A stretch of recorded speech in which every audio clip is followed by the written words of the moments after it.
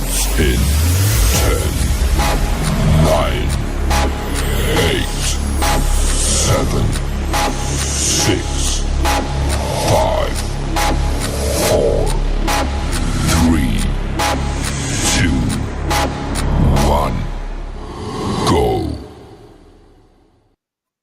The following content contains adult language and humor that is not suitable for viewers under the age of 18. Viewer discretion is strongly advised. The views and opinions expressed during the following video content are those of the individual and may not reflect those of others. Thank you.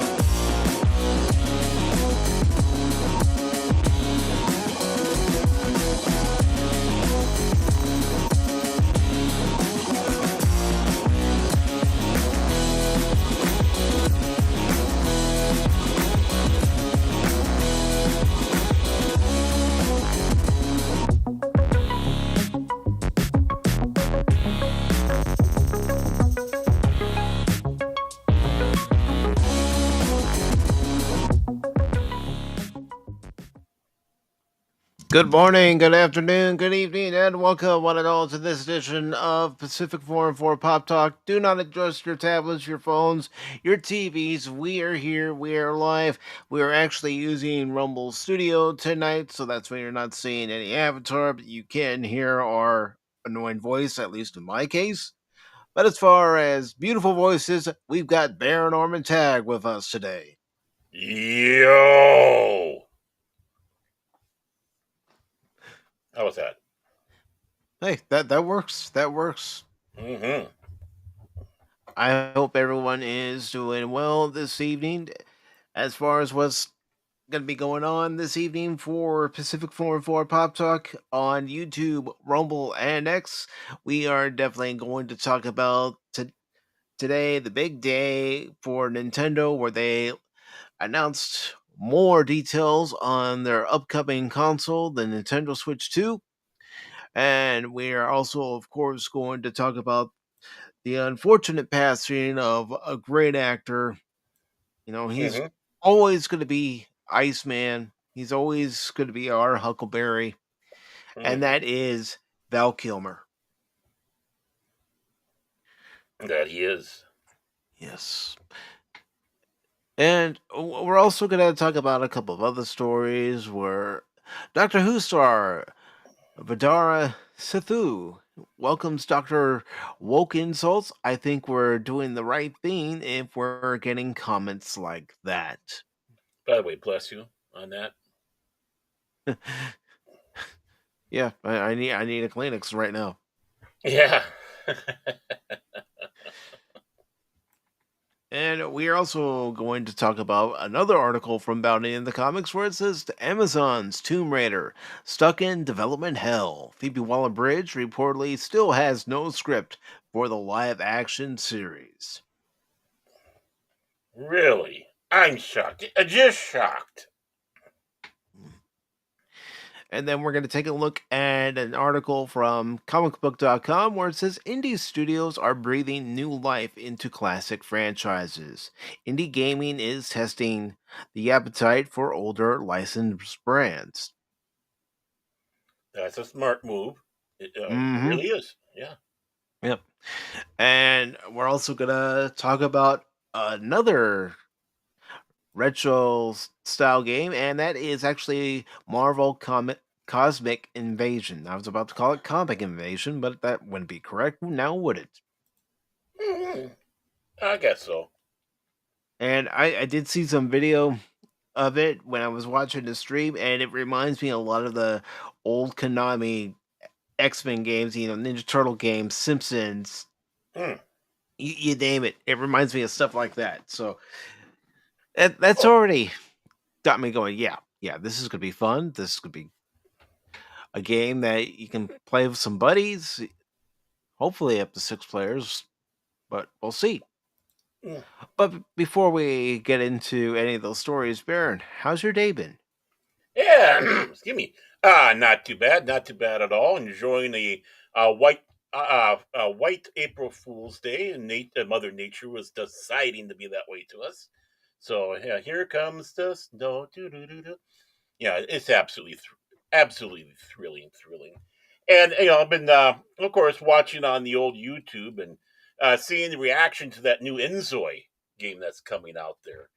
Hmm. And I this looks like it's going to be a Sims killer, man. It's going to be a Sims killer. What they have in the base game, you'd have to get all these DLCs for if you were to play Sims 4. A lot of people like it. The graphics are absolutely stunning. Um, yeah, EA is going to have to step up their game on stuff and not be so greedy as they have been. Hmm. So, you mean that you were talking about games and all that? I know this wasn't on the docket, but I thought I could drop a No, little no, bit bring about it it. up, bring it up. I mean, Hmm. that's pretty much the main topic for tonight is gaming. Hmm. There we go. There we go. Yeah, and I even saw a guy was doing the comparison between four and Zoe, and um, of course, in some ways, it's not a fair comparison because Inzoy is still in. Well, it's early access, so it's still Yeah. being worked on, and anyone who has it right now is a guinea pig. But at least they have the game, and if the game is going to come out, it'll be more expensive later on. You got it at a cheaper price, so which Hmm. usually is how it works. But I know they say, I know they say it's a girls' game. That's what they say. But I mean, how many of us have played The Sims? Honestly, whether it's 3, 4, whatever, it's just kind of fun. Even I played the first Sims game. Yeah, I mean, in its own way, it's fun. My family's played it, all that. So I like it. I played the little demo that they had where you can make the characters, and as they were saying, there's not as many clothes selections as, and throughout this entire video he was doing, I kept on saying, "Yet, not enough hairstyling yet." Again, The it's early access. early access, and I'm sure the modders, because it's going to be modded so you can do graphic stuff, but not changing things with the game per se, like scenarios, I believe. So they do have that. A South Korean company doing it, so And it's out there. South Korean companies are making waves. I mean, last year, Shift Up brought out Stellar Blade, so Yeah. you're going to see a lot of third-party companies out of other areas, Korea, China, Mhm. Yeah. just to name a couple.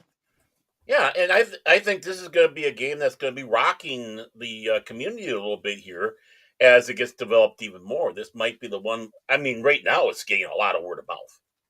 I mean, a lot of people are talking about it out there, and a lot of people are excited. I mean, Steve the Gamer, who really generally does uh, GTA, he does the cop thing mod that they have for that. The Manly Man game. He's playing it. Hmm. So I mean, it's just all over the place with the various gamers out there. So I think this is going to be your quiet giant this year. I'll predict that. And this isn't going to be funny. It's a game that you don't go around blowing stuff up, shooting people in the game, YouTube, uh, and just being utterly a complete total j hole. Unless, of course, that's what you want to turn your I think they're called Zoes or something like that. I don't know their version of Sims, what they call the characters. So yeah, it's gonna be. I'm gonna be. It's gonna be interesting to watch this because how some people might be reacting to it, especially Yeah. those that are just diehard Sims fans. That nothing can beat the Sims. Nothing can beat this. This is The Sims horrible. can do no wrong, Baron. You know that. Right. Mm-hmm. Exactly, and of course, DJ Ronnie G did. I'm sure he made sure he had turtles in the game too. his Sim Turtles. Uh, but yeah, the Sims can't do anything wrong. I beg to differ. They've done a lot of things wrong. They did a lot of things wrong, in my opinion, when they went to four. If they would have kept the gameplay of three, tweaked it up and smoothed it out, and then just had the new graphics, I think it would have been better. But when you weren't able to own cars in the Sims and drive around, that was no, that was kind of half the fun. That's what I liked about three. And guess And what you can do in Inzoid? Drive around cars. I mean, very nice. you can drive the car if you want. So you can turn it into a road And station. instead of selecting the car and then having the game drive the car to the destination, you get to be the one that actually controls the movement of the car. Right, if you opt to. Yep, you can have one or the other if you want in there. And so yeah, this is going to be a Sims killer if EA doesn't get off their lazy arses, but they're too busy wanting to put out high price DLCs. While a lot of the high price DLCs are already included in this game. And it is good to see DJ Ronnie G. I know Tim, Nerd. also known as FKHC 2005, was here earlier, and he wished me a happy birthday, of course, before today's show, and I really appreciate that. And I always just, you might call him that, but I'll call him Tim. He might want to be known as Tim, but I'll call him Tim. We call him Tim. Tim. Yeah. So yeah, yesterday celebrated my birthday. Went out to lunch with my sister. We were originally going to go to dinner, but we called an audible and went to lunch and decided we'll do dinner on Saturday. And then I went to the store because the store had some shorts that I'd been looking for, so I was able to get them and a couple other things. Yeah, went down to White Castle, got a crave case, some onion chips, and yeah. If And only we had a White Castle around here. Oh yeah, in a heartbeat. I blew everybody out of the house with that. I mean, whew, God, what died? What died? But we went to one of our favorite restaurants. I've actually introduced my sister to this restaurant because of their fish and chips, and that's what we had. And it was delicious as always.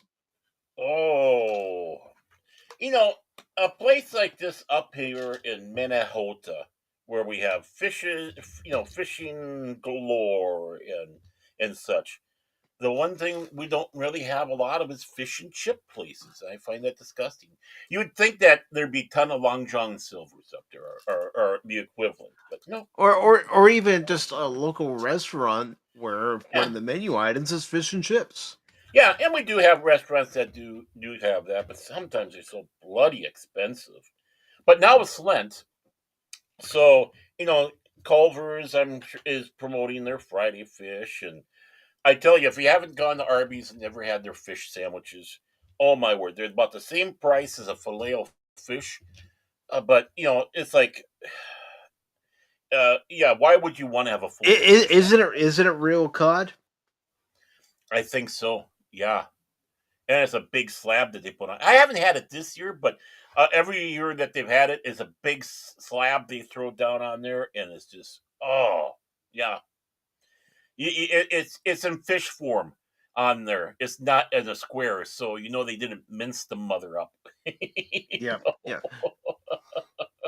Well, it's like even this afternoon, met a friend for lunch, and she had a mahi sandwich, and even the piece of fish that she had was a good sized piece of fish.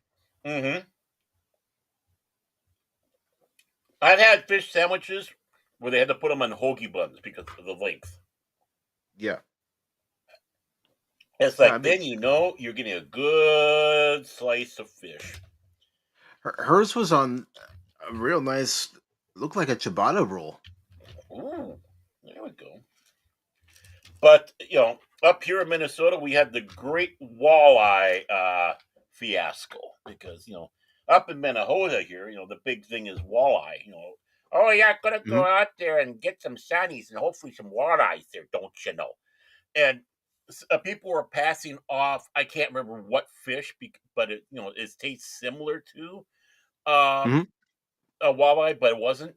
But they were still charging us a walleye, and of course the higher prices that you'd charge for a walleye. But oh yeah, that was a big scandal here. Huge scandal. A couple people got hung, lynched them. Yeah. No, I'm kidding. Almost. But I mean, around Minnesota, that's almost a lynching offense. Well, I mean, you're advertising one thing, you get another thing, and they still charge you for another price. It's like, no, no, hold up, hold up, hold up. Right. I mean, And it's good to see Jet Sparks. How are you doing today, sir? Jet Sparks, good to see you. Yeah, Mhm. I mean, of course, in the wintertime, if we have ice on the water, but one of the big things is the eel pout. Yeah, go up there and do some fishing for eel pout there, don't you know? That's Minnesota's lobster. You know. And yes, I did have some cake yesterday. It was an Oreo chocolate cake, and it was delicious. Oh, just all you have to do is say Oreo chocolate cake, and right there. Unless you don't like chocolate, and Yeah. if that's the case, you're weird. But well, I can't say too much because the long suffering doesn't like fudge, and because she let my mom know that for some reason, my mom thought she didn't like chocolate, so she would go out. Mom would buy some chocolate for people, but never give her any. I go, why are you not doing that? She goes, "Well, she doesn't like chocolate." I said, "No, no, no. She doesn't like fudge. She likes chocolate. She loves chocolate." But I guess she doesn't like it because fudge makes the ice cream melt faster. It's like so.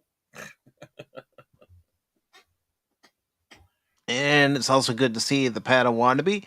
Hope you're doing well, brother. The Padawannabe. Oh my, oh my. We are using Rumble Studio. That's why you're not seeing an avatar. That's why you're only hearing our voices. Yeah, think of this as radio. Think of this like radio. Welcome to the radio network of Pop Talk 414. I mean, if you want to see my ugly mug for a few seconds, No! there you go. My ugly mug for a few seconds. 1 year older. The 47th trip around the sun.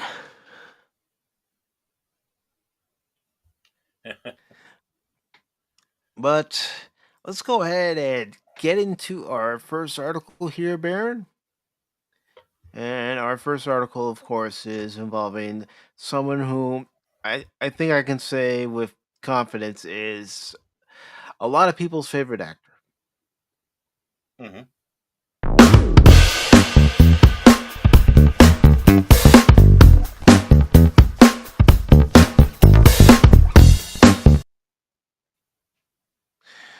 All right, this comes from the rap, and I know all of us have seen Val Kilmer in one movie or another, or quite a few movies, but Oh yeah. yeah, yesterday, and I'll admit, Baron, when I saw the news, I did double, triple, quadruple check Mhm. because, especially with it being the day, I Yeah. was thinking, If this is some sicko pulling a sick joke," because you Mhm. do see things like that, even when it's not, April Fools, where Right. people will say someone's passed away and they haven't. But Mhm. I saw this and I need to verify before I even post anything about it. But yeah, Val Kilmer, after a long battle with pneumonia, he passed away yesterday at the age of 65. Mhm. Of course, there you see it. They're mentioning, of course, Tombstone, Top Gun. He was Jim Morrison in the Doors, and Batman. But he was also in The Saint. You know, Real Genius. I mean, gosh, the list of credits for Val Kilmer goes on and on. Yeah. it just doesn't stop. He was in No, a lot of no. stuff before he quit for about a decade, and then of course, then we find out, you know, what was ailing him, and it's like, oh no, no, no, Yeah. no, no, and Unfortunately so, DJ. Unfortunately so. hmm it it sucks. It sucks. Well, I mean, what he Yeah. was going through sucks. So, Yeah. I mean, his throat cancer that he was going through, and I saw the news, and I the first words that came out of my mouth was "fuck." I'm not gonna lie. He's always been one of my favorite actors. hmm I think in some ways been kind of underrated by a lot of people. Yeah, yeah. He was robbed of the best supporting Oscar after playing Doc Holliday in Tombstone. That's for sure. hmm He should have gotten the best supporting actor.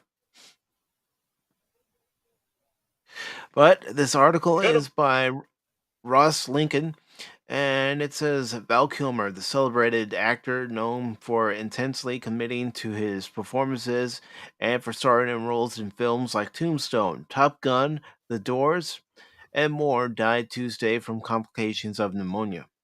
He hmm was 65. His daughter, Mercedes Kilmer, made the news public, and I'll go ahead and copy this link, and you can see her post. And hmm so just pasted it in there. And let me also get the link to this article in there too, in case anybody would like to follow along as I continue to read this. Let me just get it in there real quick. And there we go. All right, so it says a Los Angeles native, born in 1959. Kilmer grew up in the San Fernando Valley, and as a teenager set a record as the youngest student to be accepted into the Juilliard School of Drama. The record was broken by Seth Nurmick. Don't know who that is, but well, I didn't know Uh, that about Val. I knew he went to the Juilliard School of Yeah. Drama, and I believe it was him and Kevin Bacon. Mhm. And I I'm trying to think of who else was in his class too when he went. hmm I just didn't realize that he was the youngest at the time. Wow. Mhm. Oh, Padawannabe. You're gonna be in for a treat when you get to see it. Also, The Saint Oh. is very good. Very Mhm. good movie. And Jet Sparks says it was a nice touch they wrote his throat cancer into the story of Top Gun Maverick.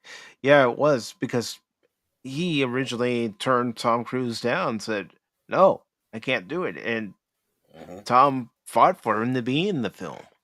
Mhm.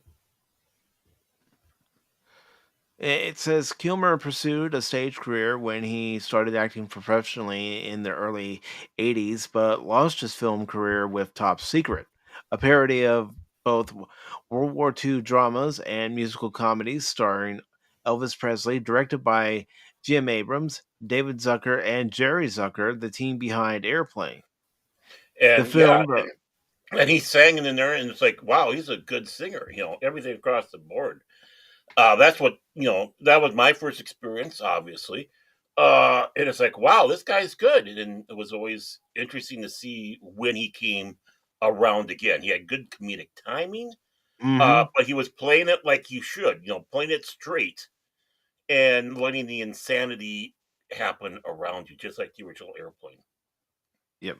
And it's good to see you, Ron, who calls us nerds. Yep, yep, we're nerds. Nerd, one of us. One of us. One of us. All right, so it goes on to say the film, though considered a bomb, showcased Kilmer's matinee idol looks, impeccable comic timing, but also his versatile singing voice, skills that defined much of his career over the next decade and change. Yeah, and he actually saw it in the Doors movies. He Hmm. actually watched video of Jim Morrison so he can get down his mannerisms. Hmm. And it stinks that Top Secret was a quote unquote bomb because as I said to you before the show, I think that's their best movie that they did, and no, Val Kilmer being one of the reasons. Hmm. His next film was the science fiction college comedy Real Genius in 1985, another flop that very quickly became a beloved cult classic, celebrated in large part for Kilmer's witty performance as a tortured, sarcastic math genius tricked into making weapons of war. But it was Kilmer's third film that served as his breakthrough, the Tom Cruise starring blockbuster Top Gun. Kilmer played Iceman, the severe, by the book rival of Cruise's Maverick. He reprised the role in the 2022 sequel, Top Gun Maverick. This launched Kilmer into a decade of movie stardom he never seemed entirely comfortable with, but nevertheless, projects he threw his all into. Yeah, yeah, definitely he did. Hmm. And of course, who can forget Willow? Come Hmm. on. Definitely. Among them, he played a roguish swordsman in Ron Howard's lighthearted 1987 fantasy film Willow, delivered an uncannily accurate depiction of Jim Morrison in Oliver Stone's 1991 biopic The Doors, gave a career defining performance as John Henry Doc Holliday in the Western Tombstone in 1993, and that same year practically stole True Romance out from under his castmates, playing an imaginary Elvis who can only be seen by the main character, Clarence Christian Slater. Hmm. His matinee idol years reached their peak in 1995 when he took over for Michael Keaton as Bruce Wayne Batman in 1995's Batman Forever. That year, he also appeared in Michael Mann's legendary crime drama Heat. Yeah, and I can remember when my mom and sister saw Heat. They so there's one particular scene where there's a shootout, Uh-huh. and they were thinking, okay, when is this part gonna end? I mean, Heat's a great movie. Don't get me Hmm. wrong. It's a great Yeah. movie.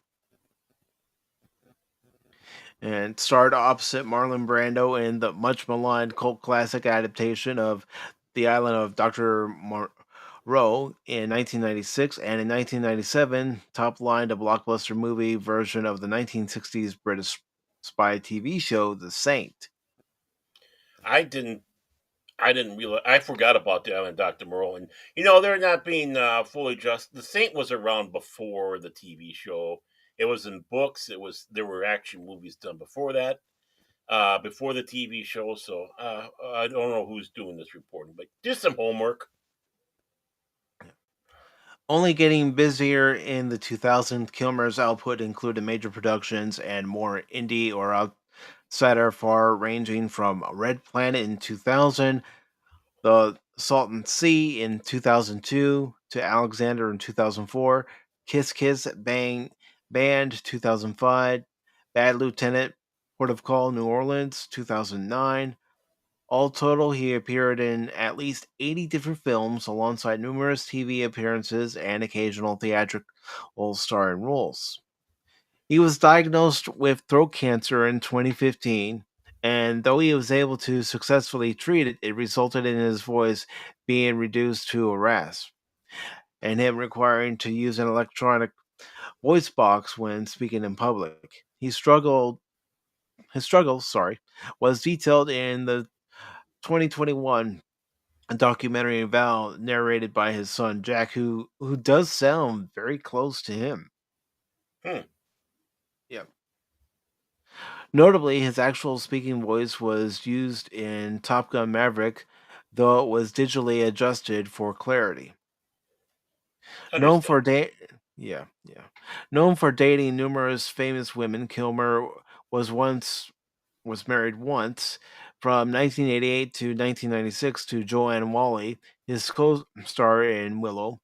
They had two children, Mercedes and Jack. Mhm. Yeah. Yeah. Like I said, he'll always be our Huckleberry. Yep. And if we like him, well, we're a daisy if we do. Taking a look at him right there, Mm-hmm. he probably could have done a good shadow. Yeah. I think he could have. Hmm. Talk I about think he he could have. Yeah. Talk about wasted chance. Oh. I could see it. And Mhm.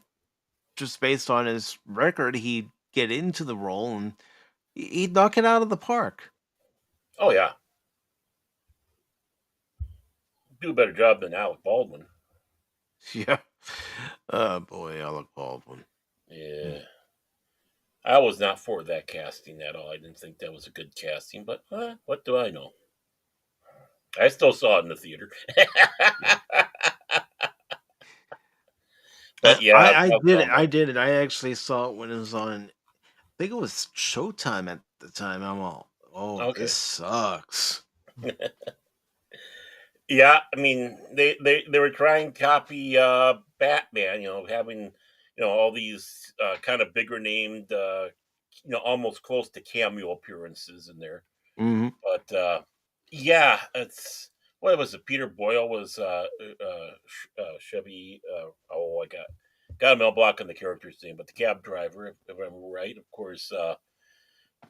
Yeah, I mean, all across the board you had it, but still, Alec Baldwin, forget it. And the story wasn't that good. But Val Kilmer, I think, would have knocked the part of Lamont Cranston / Shadow out of the park if he was given it. So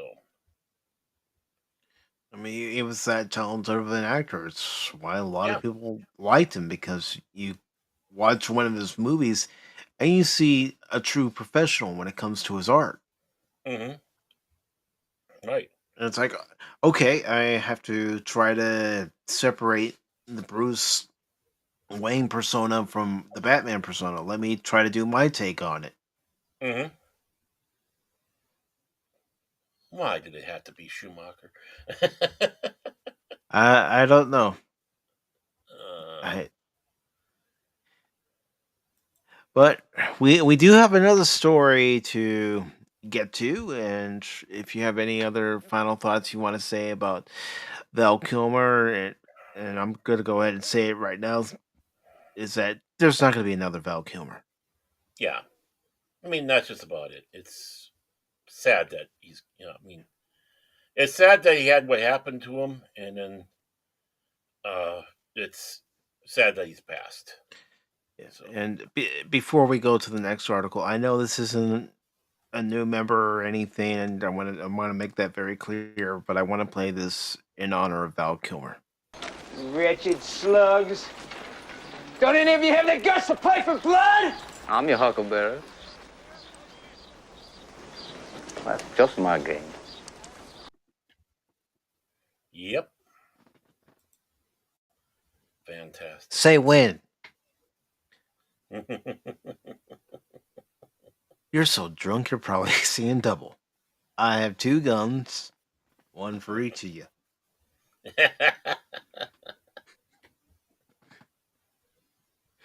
All right, let's go ahead and get to our next article, shall we? Yeah, let's do that.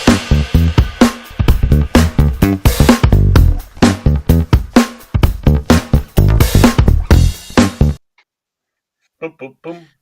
All Oh yeah, right. I saw this the other Yeah, day, and I was screaming at the TV. I saw this and I said, we got to talk about this. We have got to talk about this with everybody come Pop Talk on Wednesday and get everybody's thoughts on this. All right, so this comes from Variety. It was posted on Monday, and it's by Zach Sharf. It says John Boyega says Star Wars is so white that a black person existing in it is a big deal. Toxic fans are okay with us playing the friend, but we can't touch their heroes. I'm sorry, John. I'm sorry. What was Mace Windu then? He wasn't a friend. He was a hero. Yeah. Well, What was the coolest? What was the coolest guy in the galaxy? He was a hero. Well, as we go along in his quotes, you'll find out that he just blows that. That's not important. Those weren't really main characters. Lando and Huh? Windu. Yeah. Oh yeah. Oh yeah. Yeah. Yeah. He still blows Hell, it out there. I was rooting for Finn. I wanted to see Finn become the stormtrooper who gets trained to become a Jedi, trained to be the hero. Well, yeah. How many of us have sat back and said we thought that he got screwed over? He And he did even get said screwed over. exactly, yeah. And the thing is he mirrored what we were saying, but now he turns around and does this. Yeah. Um, F you, Boyega, or Boyardee. I'm going to go back to calling him Boyardee.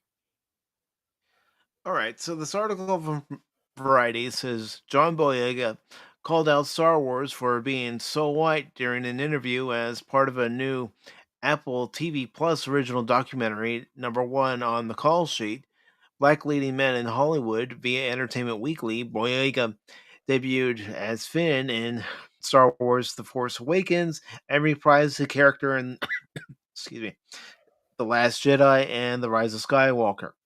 His role in the sequel trilogy led to online harassment from racist and toxic Star Wars fans upset with a black actor playing a lead hero in the space franchise. Which I believe is a completely and utterly blown out of proportion. Yeah. Did you have some Hunyucks go out there and do that? Did you have some trolls go out there just to be trolls? Yeah. But not nearly what they wanted. All you have to do is have one person say something, and all of a sudden, every freaking one of us are the problem. Mm-hmm. Even Why if don't it's you just get one mad person. at the CCP for minimizing his appearance on the poster? Which we all criticized. Or in some cases, they took him off the poster. Mm-hmm. Can't have him on there. Because we don't like those type of people here in China. Sorry, China. Let me tell y'all, Star Wars always had the vibe of being in the most whitest elite space. It's a franchise that's so white that a black person existing in it was something. Boyega said in the documentary, you can always tell it's something when some Star Wars fans try to say, well, we had Lando Calrissian and had Samuel L. Jackson. It's like telling me how many cookie chips are in the cookie dough. It's like they just scattered that in there, bro. John. Samuel L. Jackson wanted to be in the prequels. Yeah. He said if he could just be a stormtrooper, which of Mm-hmm. course he didn't have in the Phantom Menace, but he said, even if it was just a stormtrooper, nobody saw me, at least I knew I was there. Yeah. And George Lucas said, okay, Samuel L. Jackson wants a purple lightsaber. He gets a purple lightsaber. Right. The only thing that Samuel L. Jackson sat back and had his big request was, don't make Mace Windu go out like a bitch. Mm-hmm. That's the only thing he said. Other than that, everything was fair game. And it was. Yeah. And yeah. And the thing is because he's trying to underplay, because we say that, he's trying to poo-poo it, and make it less, because he knows that, he can't go with this little complaining thing with that there. So I'm just going to blow it away and just like, oh, there's a couple chocolate chips. What are you wanting? Do you want the whole thing cast with black people with just a couple white people? No, you had a lot of different people in there playing a part. Mm-hmm. A lot of different people. So it's like, excuse me? And even when you got into the Disney era, I mean, take a look at the cast of Rogue One. Right? You have people who were Arab, I believe Arabic, or at least Middle Eastern. I can't remember exactly. Maybe it was Jordanian. I can't remember. But, of course, Asian. I mean, everyone's across the way. And when it came around to, like, again, Rose the poor Rose, the actress Mia Tran playing that one.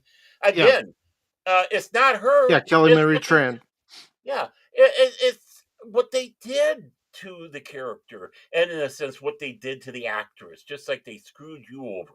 It's not us, it's Disney, it's Kathleen Kennedy, Yeah. it's Yeah. the racists at Disney.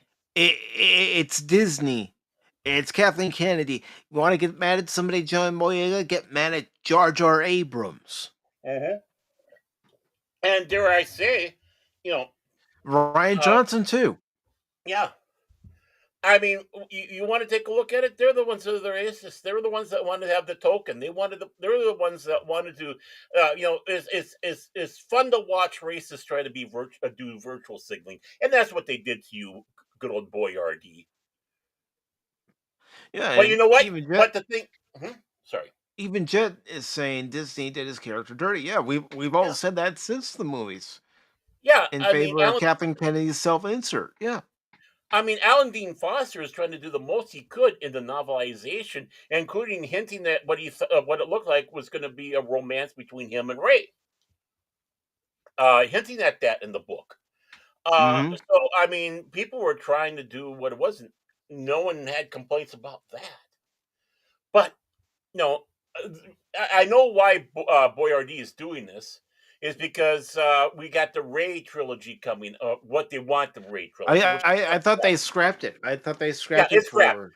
Yeah, I didn't. Well, that's just it. I mean, when he was talking about this at the time, the Ray trilogy was in talks and all that, and him being critical about that, he had to backtrack now and do this bullshit in hopes that he could join Daisy Ridley and hopefully have a better time of it as Finn. That's basically what it was. But of course, hey, Boyardee, they pulled that carpet out from under your feet and Daisy Ridley while we're at it.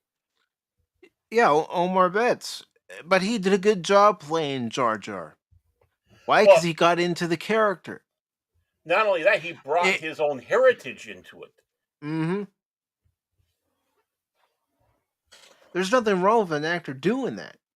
No. It adds more life to the character. In many ways, they want to sit back and say, all the accusations he tried to throw to Lucas for being racist was actually Ahmad Best's ideas because of his Jamaican heritage, and he wanted to bring that in, so he was bringing it in with Jar Jar. Yeah.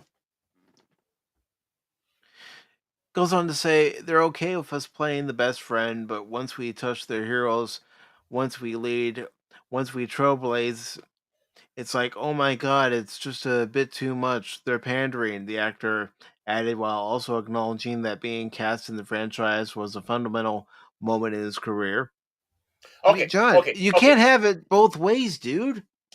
Well, you can't be grateful for it and then spit on it and throw it on the bus at the same time. But unfortunately, he's not the only one nowadays in Hollywood that likes to do this. Well, they all do it now. But again, with his performing fellatio, he doesn't actually see the fact that Lando Calrissian, the best friend, since when? He was an integral character in Empire Strikes Back. Mm-hmm. I mean, a long-time old friend of Han Solo. So yeah, he's the friend of Han Solo. But yet he betrays him. He is basically, in many ways, being set up to take over Harrison Ford's role because at this time, we didn't know if Lucas didn't know if he was going to get Harrison Ford back or not. So we had to have some figure out a way to write off the character of Han. So right, freeze him in carbonite and have somebody take over that part that was roguish but not Han. And again, the part of Lando Calrissian was written with no ethnicity behind it. In fact, some of them have him drawings have him like almost Egyptian-looking bald guy, like some sort of pharaoh.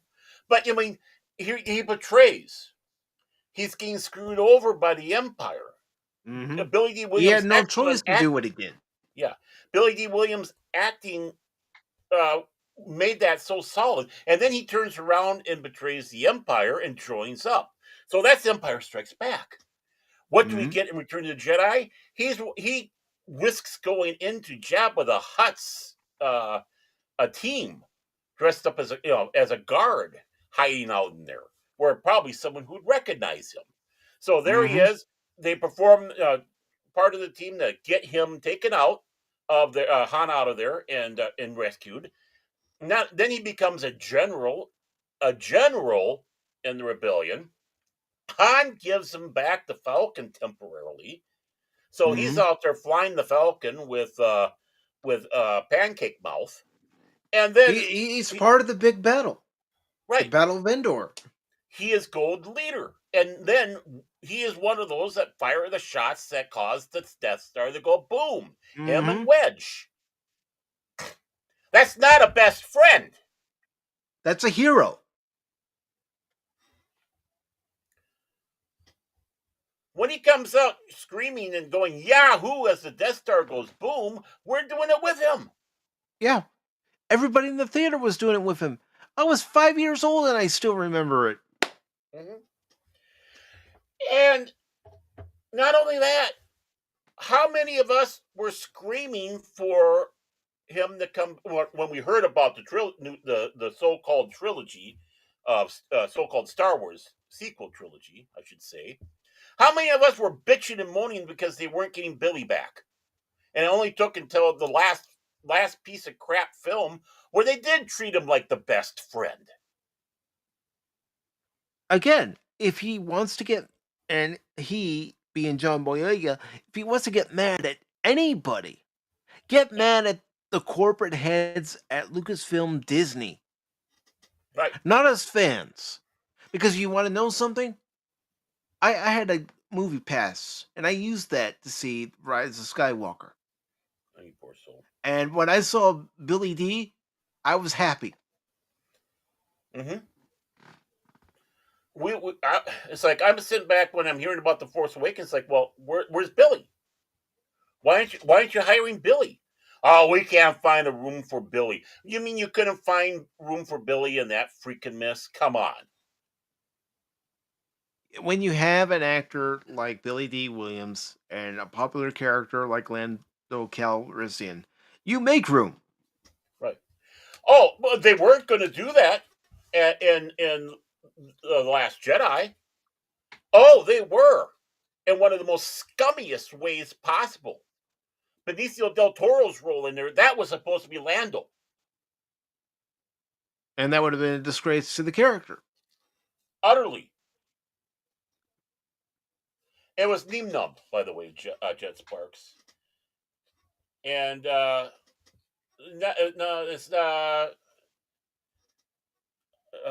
I can't remember exactly the name, but you're close with the spelling on that one. But yes, Neem Num. But really, honestly, that was what they're going to do to bring back. You want to see a bunch of fans all pissed off at how they treated a black character? That would have been it. That would have been it, and you would have seen people leaving the theaters. I bet. I would have. Heck, when they killed Han, I flipped the bird at the screen.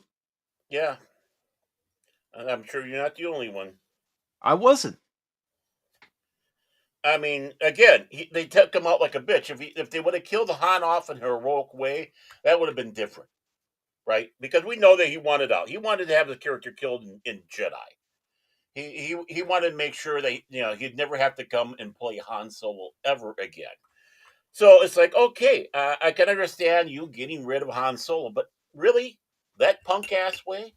And if they would have followed through with Billy D. Williams doing the Benicio del Toro role in there as a scumbag, oh God! I mean, I saw it on streaming. I never saw the last two films in the theater. Thank God.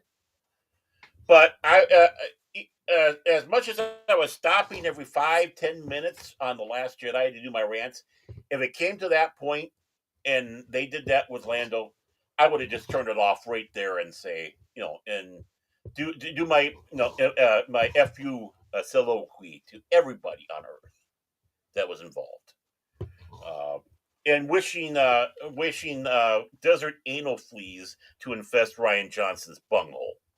See, that's the worst I'll do for wishing bodily harm on somebody is that, because it's not fatal or anything. It's just irritating. Yeah. Good shampoo will get it out. Pat Wannabe says, and Lando and Mace are must-have figures. Is if episode 8 and 9 were better for Finn, I may have gotten sequel figures. Yeah. And well, why is it that people have come up with ways of bringing back, you know, Lando and even Mace? Come on, Hmm. especially Mace Windu. Oh no! Mace Windu's too powerful to be taken out like he was in Revenge of the Sith.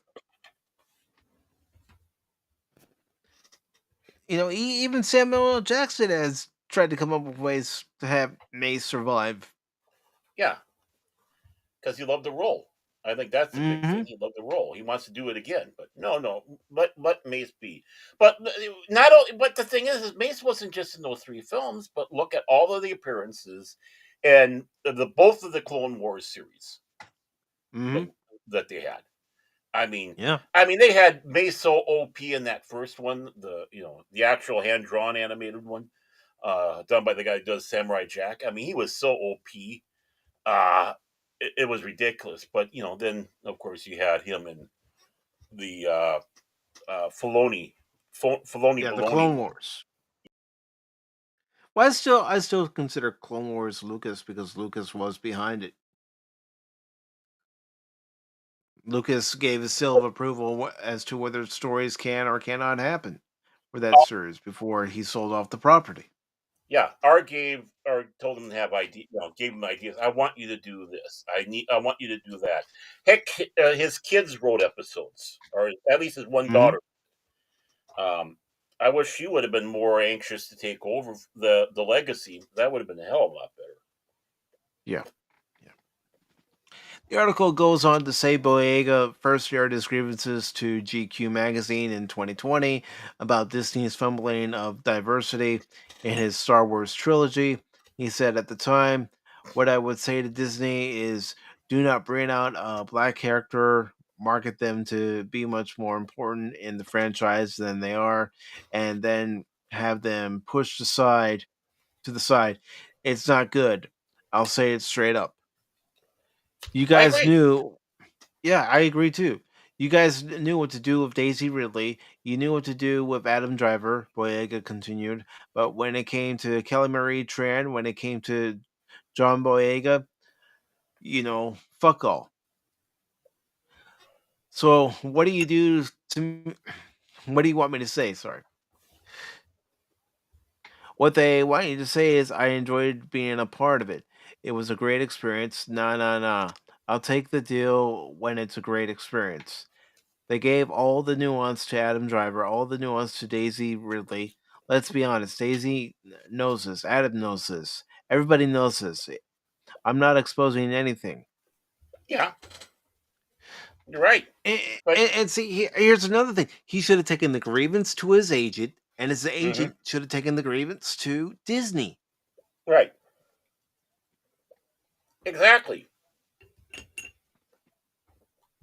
I mean, exactly. his agent's supposed to represent him Hmm. in negotiations for contracts. Well, his agent could go to Disney and say, "My client doesn't feel like his character is being represented properly, that he's not being represented properly. You He had him sold me a sign this bill of goods. contract, you sold him, yeah, this bill of goods, and what we're getting isn't what you promised." Hmm. Yeah, he, yeah. And it goes on to say Boyega later revealed to THR that a Disney executive reached out to him following his GQ interview. He said he had a very honest and a very transparent conversation with the Disney executive and added there was a lot of explaining on their end in terms of the way they saw things. They gave me a chance also to explain what my experience was like. I'd hope that me being so open with my career at this stage would help the next man, the guy that wants to be the assistant DOP, the guy that wants to be a producer. I hope that the conversation is not such a taboo or elephant in the room now because someone just came and said it. And then, of course, it says number one on the call sheet Black Leading Men in Hollywood is now available to stream on Apple TV Plus. Well, see, whether Variety knew it or not, they just took all the wind out of his sail with that last part. But that's where it was. Majority of the fans were saying he got effed over. Many of the fans say that they felt let down how the character went as well. That we had high hopes for the character, and what the hell did they do with it? We don't understand. I mean, whether it's Poe Dameron, that character, they couldn't make up their mind what to do with him either. He got hosed over with his character. Oscar Isaac. Yeah, Oscar Isaac. I mean, between the first movie to the last movie, he was, unrecognizable. Plus, I'm sure it didn't help matters much that he was supposed to have died in the first film, right? After the crash of the TIE fighter. But it's like, the girls got so excited over him, we had to find a way to bring him back in the most ridiculous way that if it was truly Star Wars and military, he would have been drummed out and put in the prison. And then they turn him into a complete, total, utter git in The Last Jedi as well. Yeah, The Last Jedi, where in that beginning opening scene where he's making jokes, talking to the general. And then Rise of Skywalker, where they almost retconned his entire bringing up from being one thing to another thing. It's like, come on. He gets screwed over. He should have had more. John Boyardee should have had more. But yeah, they started throwing in there with the Reylo. Is that what they were calling it? Reylo? I can't remember. Yeah, the Reylos were throwing in the romance between Kylo Ren and Rey. Yeah, they were basically wanting to have their Harry Potter, Twilight, 50 Shades of lightsabers romance thing going on between them. And it's like, oh, God help us all. Trendies. Freaking trendies. And the worst lightsaber battles in the entire history of the Star Wars franchise. So, again, John Boyega, we don't dislike you. We don't dislike your character. We dislike what those in charge, the powers that be, did to your character. We had no From problem with Disney, Lucasfilm, to J.J. Abrams, to Rian Johnson. Right. You're supposed to be that triumvirate, like Han, Luke, and Leia. And if you're the Jedi out of the whole lot, or even you and Rey both, I mean, that would have been interesting. I don't know, but that's the thing. They didn't have a roadmap. They were too busy flinging shit on the wall and seeing what stuck. And the one stuff that stuck on the wall, well, it wasn't the good stuff.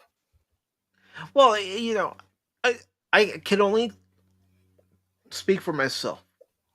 But how excited were you when the First Order shows up in The Force Awakens and you see that stormtrooper look at Finn and yell out traitor, and then Finn activates the lightsaber? How excited did you get? I was thinking that maybe this is the character that becomes the next Jedi. And you know what? I think somewhere there was thought of that, but you had Kathleen Kennedy with the Force's female crap. No, who do we pander to in this movie? Oh my God, it's going to be so hard. But I'm Kathleen Kennedy. We're going to go for the woman because this is all pandering, not storytelling. Yet they could have told a great story had they approached it right. Had J.J. Abrams had even an inkling of talent to give Finn that story arc that went from The Force Awakens all the way to the last movie, where you see the growth in the character as a Jedi. Mm-hmm. But them keeping around Paul Dameron was one of the things that helped ruin his character, or push Mm-hmm. it back, I should say. Yeah, and ruin it too, because now, basically, what do we got now? We got this tag along, and, Yeah. and I'm That's what saying they from turned their him into. viewpoint. A Yeah. tag along who all they had him say was Ray, Ray, Mm-hmm. or when he Mm-hmm. wakes up on the you know on the ship after his injuries in The Force Awakens, he wakes up and he walks around with the tubes, Mm-hmm. leaking water and everything. Mm-hmm. Yeah.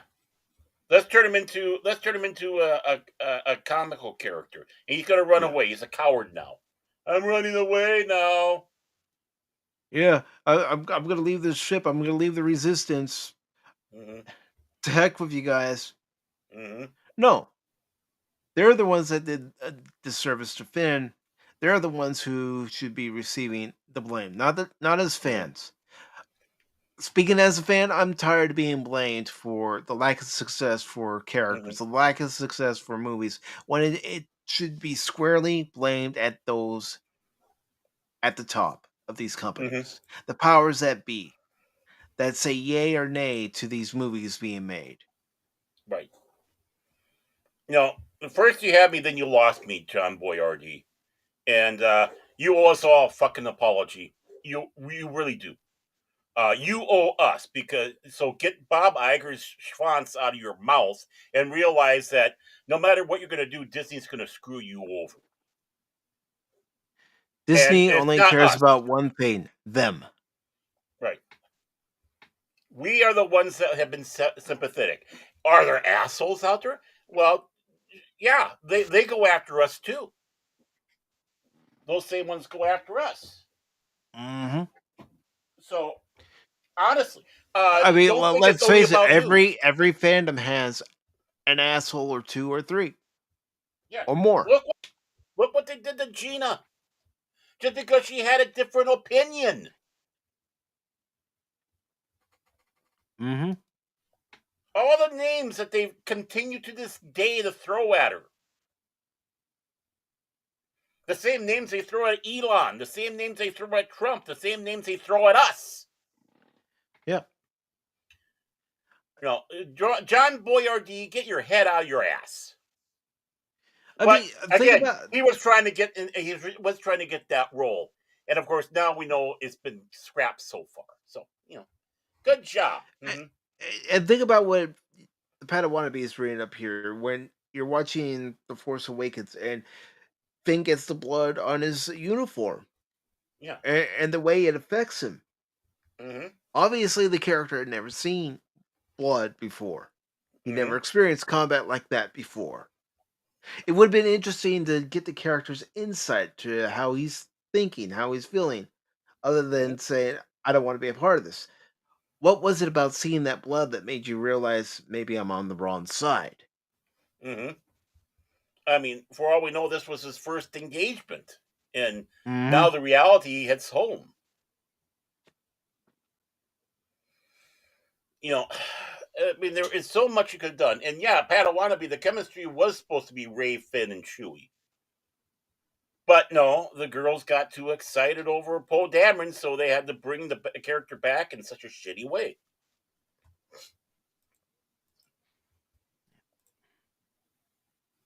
So, again, don't blame us, the fans.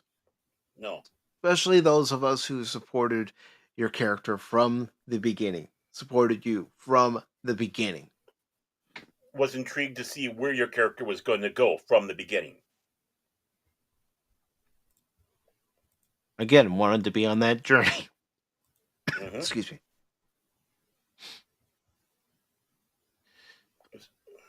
I mean,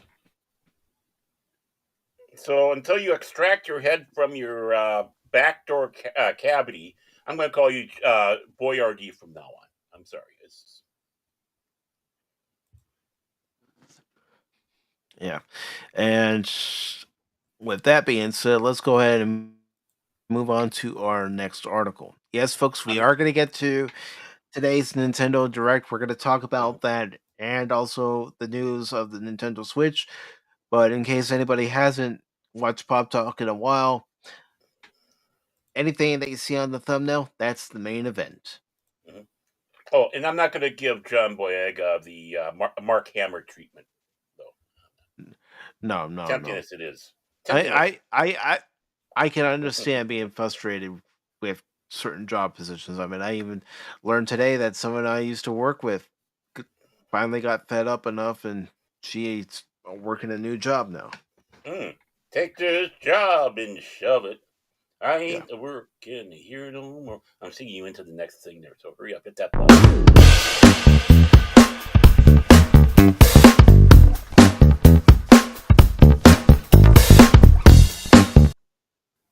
Woman done left and took all my. Oh, For some reason, it's got a black screen on, so let me just fix something here. Okay,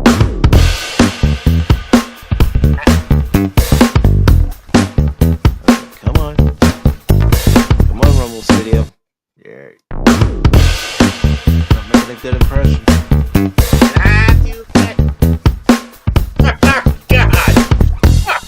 God. Oh, Jesus, help us! All right, you know what's happening after tonight, Baron. Yeah, well, yeah. So let me stop sharing. Now let me reshare. Oh gosh, I swear. You spend the time to get everything ready. Come on, Rumble Studio. All right, I'm still gonna give everybody the link to the article. Yeah. That's only fair. Mm-hmm. Baron, I'll be right back. I'm gonna exit the studio and come back in and see if that fixes everything. You got that, buddy. I'll be right here for you guys. Oh, there we go. And yeah, this next article is going to be really, really, really, really interesting because they're going to be doubling down on why Doctor Who has the worst ratings since even the Sylvester McCoy era of Doctor Who. And yes, I'm sorry if you're fans of Sylvester McCoy. The truth be told, that at that time they were getting. Oh, you're back. Oh, cool. I'm back. And he's And it's better working than ever, now. boys and girls. Yeah. But Rumble Studio, Rumble, you want people to use your shit? Mm-hmm. Then make sure your shit works. They want to. Yeah. You want people to be part of your partner program? Then make sure it's fair to every single user that uses your platform, whether they're on camera or not on camera. You want to compete with YouTube? You got to fix your shit. Mm-hmm. Yeah, you're not there yet. You ain't there yet. You're still in the minor leagues. Might as well call it the little leagues. I was gonna say they're too busy using a stick and a can in the alleyway. All right, so Doctor Who star Verada Sethu. I'm trying, folks. I'm trying. Welcomes Doctor Who woke insults. I think we're doing the right thing if we're getting comments like that. This is by Spencer McCooley. It was posted yesterday on April 1st. And it says, upcoming Doctor Who star Verada Sethu says that, in her opinion, the fact that the BBC sci-fi series continues to receive accusations of being too woke is proof positive that she and her fellow members of the show's production team are doing the right thing. Have they looked at their ratings? Well, yeah, I've got one clip I'm going to play. Okay. Because apparently they haven't looked at their ratings, Baron. What the hell you say? Thank you. You're welcome. You're welcome. No, I try to get as many of the clips over here as possible. Mm-hmm. Yeah, obviously you're not seeing the reaction from your viewership is so low, even being on Disney minus. yeah, keep on doubling down on failure, you moron. It says the actor who appeared in the last season episode Boom as Mundy Flynn before being cast as the Doctor's next companion, Belinda Shandar, or Chandra, shared her thoughts on the aforementioned line of criticism while speaking to UK news outlet Radio Times in promotion of the series' return as planned for later this year.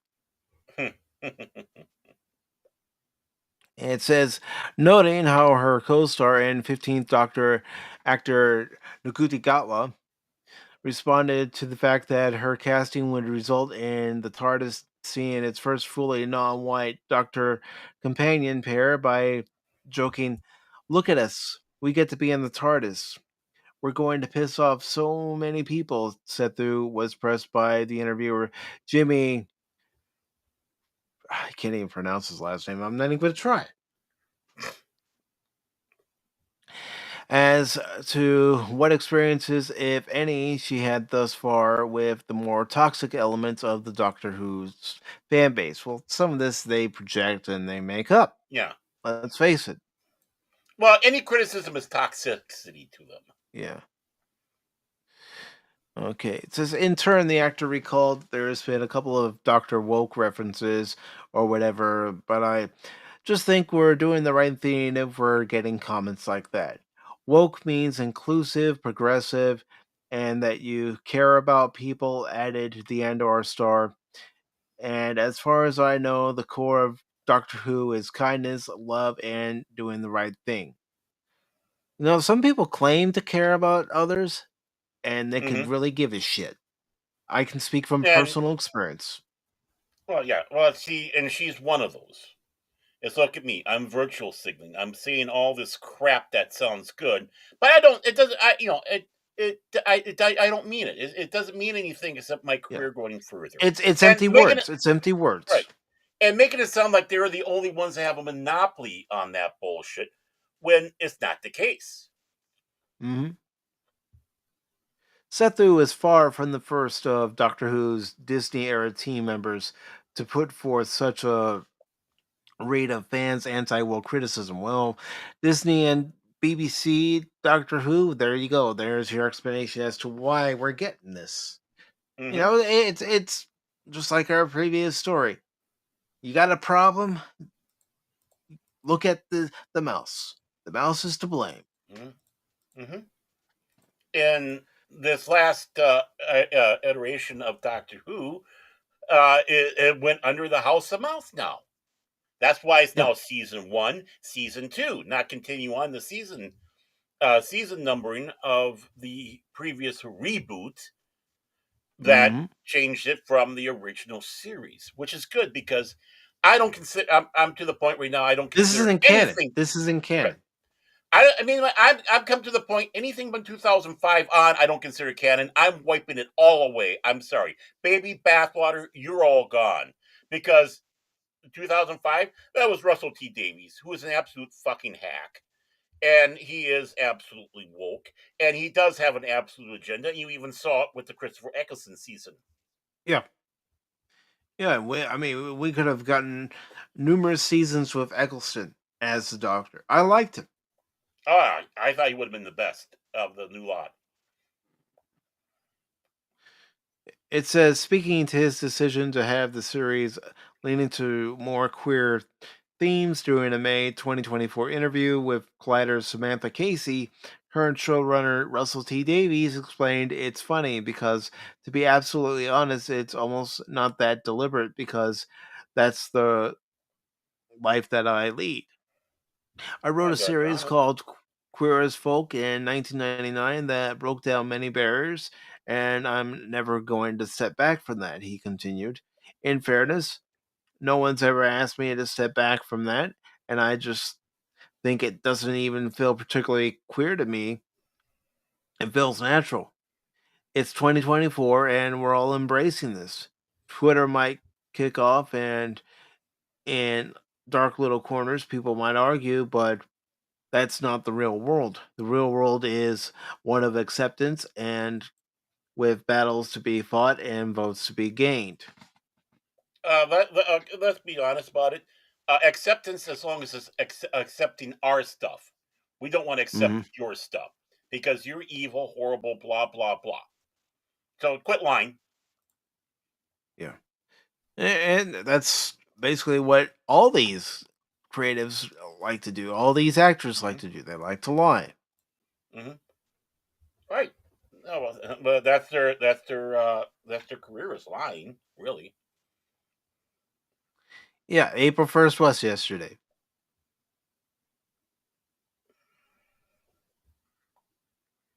And Shane has a question. He says, "Hey Pacific, can we do a group watch of the Ewok, the Caravan of Courage?"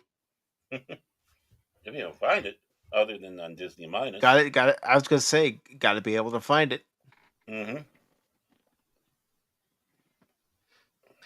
It says in a separate interview given to The Verge's Charles Pola Moore that same month, when asked for his thoughts, the fan base division of opinion towards the narrative direction of the 15th Doctor's premiere run, Davies likewise asserted, "I think we can be unfair to fans sometimes when we say the viewers are polarized because there's nothing fans love more than a good debate." Well, that's part of all fandoms. We always debate something.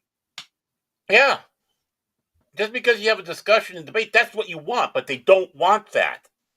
They want you to fall in line, or we'll hit you over the head with a bat. Just go and talk to a bunch of football fans, he argued. There are no football fans saying, "Our team is perfect. We're really happy and we've got nothing to say." You kidding? That you've obviously never really been around sports fans.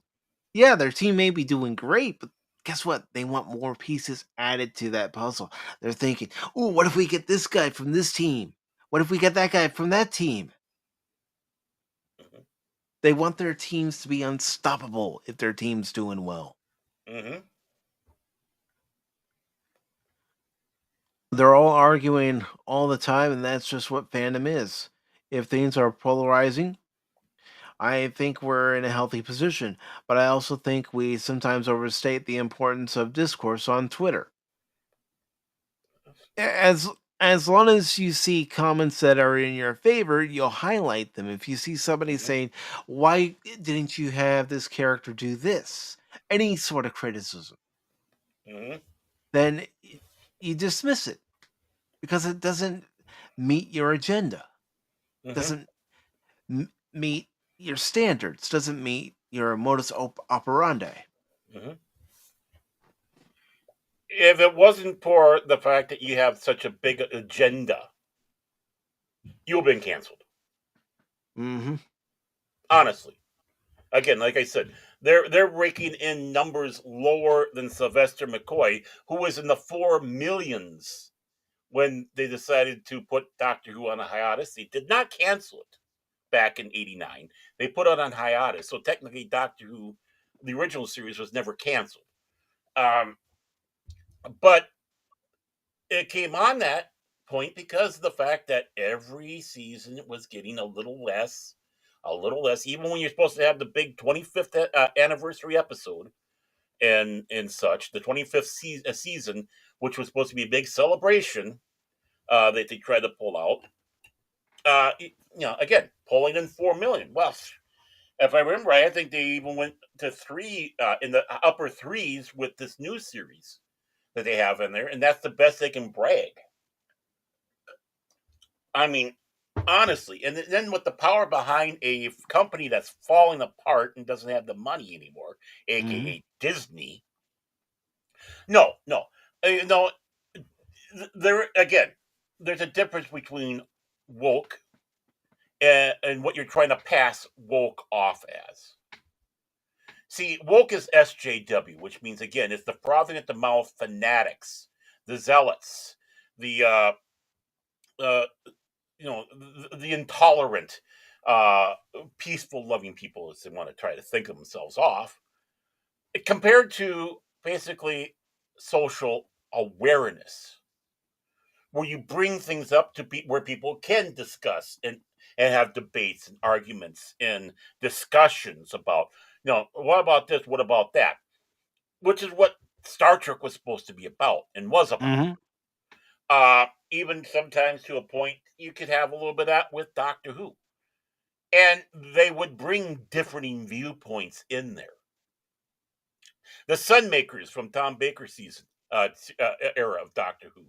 That was Robert Holmes complaining about the taxation system that they had in England at the time, and how unfair it was and how they're being overtaxed, right?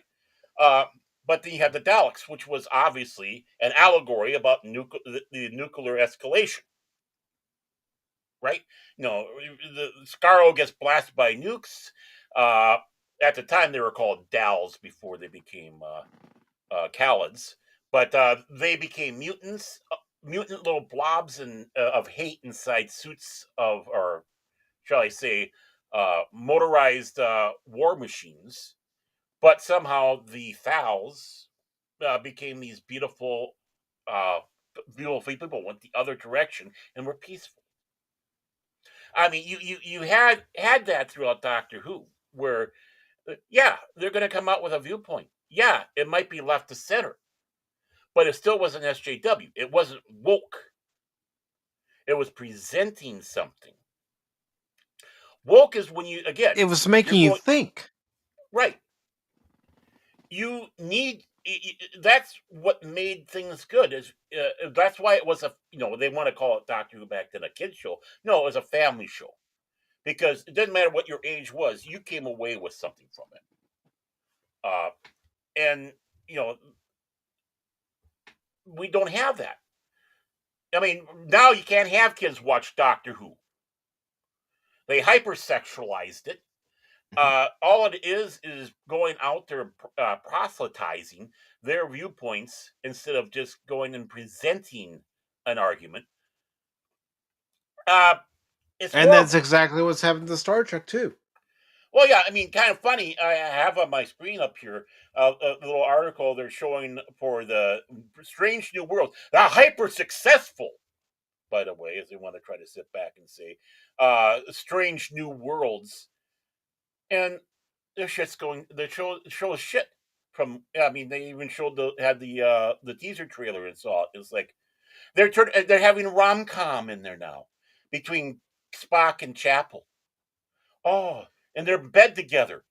Is it real or is it a dream? But it's and they have Patton Oswalt as a rose, as a Vulcan with roses. You got like the holodeck from TNG that they're in. You have, it looks like they're trying to bring Terlane in. And the picture they're showing is the crew dancing down the fucking hallway again. So I don't know if they're even going to do another musical. And they have one where, and then they have an episode where you have Kirk and all those guys dressed up. They have Kirk there, and they're all on the bridge of the Enterprise, but it's trying to make it look like it's something out of the 60s. Not necessarily Star Trek 60s, but ridiculous 60s. This is what happens when we run out of ideas. This is what happens when you put people in charge of these franchises, and all these people in charge want to do is make a mockery of the franchise. Well, it worked for Stargate SG-1 when they had their Star Trek type episode, and it worked for Voyager when they had their 50s or 30s serial. I can't remember what it was. Yeah, Captain Proton, but they did it as an homage. Right. Mm-hmm. And it was a holodeck adventure. Mm-hmm. And even when Stargate did their parody of Star Trek, they were still doing a wink, wink, nudge, nudge, like, "Hey, Star Trek, we see you. We love you." Yeah. If we didn't love you, we wouldn't be doing this. Right. It's like, if it wasn't for you, we wouldn't be able to do this. I mean, but no, you don't have that, because the simpletons that do this don't understand nuance.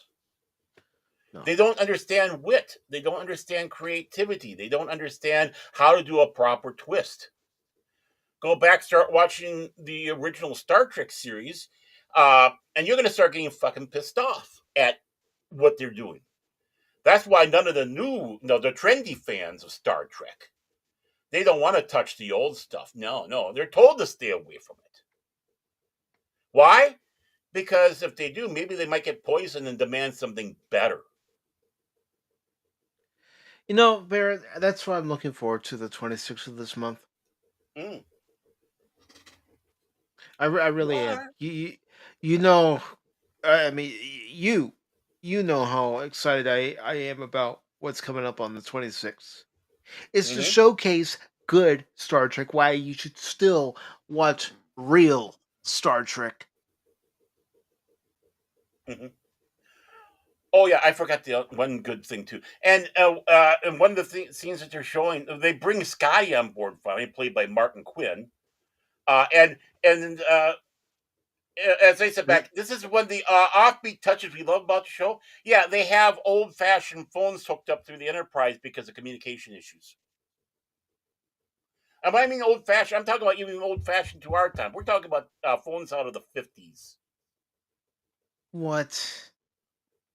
Man, you're gonna have to see that trailer, man. You're gonna take a look at that, and yeah,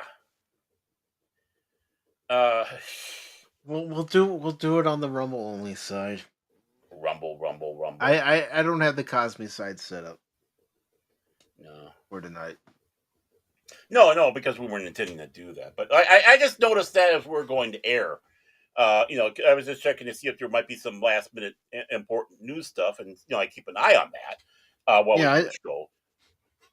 And this came up, and this is Star Trek. Basically, the headline goes, "This is from Red Shirts Must Die," aka, "Can we please continue giving fellatio to Kurtzman site?"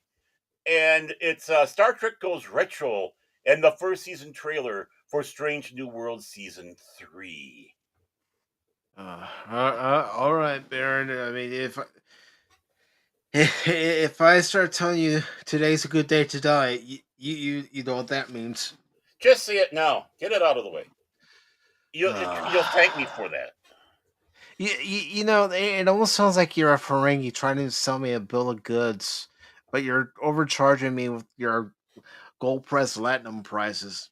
I'm doing none of the. I'm being the prophet in the wilderness, screaming, "Run away!" Or are you Cyrano Jones trying to sell me a tribble? I'm more like hot cold Fenton mud. Mud. How about cola, my dear Captain Mike? No. I'm just looking at the going. Yeah, it's Star Trek. Star Trek in name only is dead. I mean, there's a reason why they have 3 canceled series from Kurtzman and gang. Yeah, you got that right, folks. 3 canceled series. If it's so bloody popular, why are they canceled?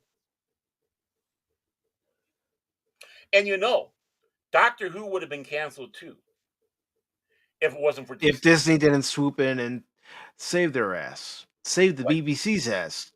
Right. Chin balls basically did irreparable harm. No way of coming back harm.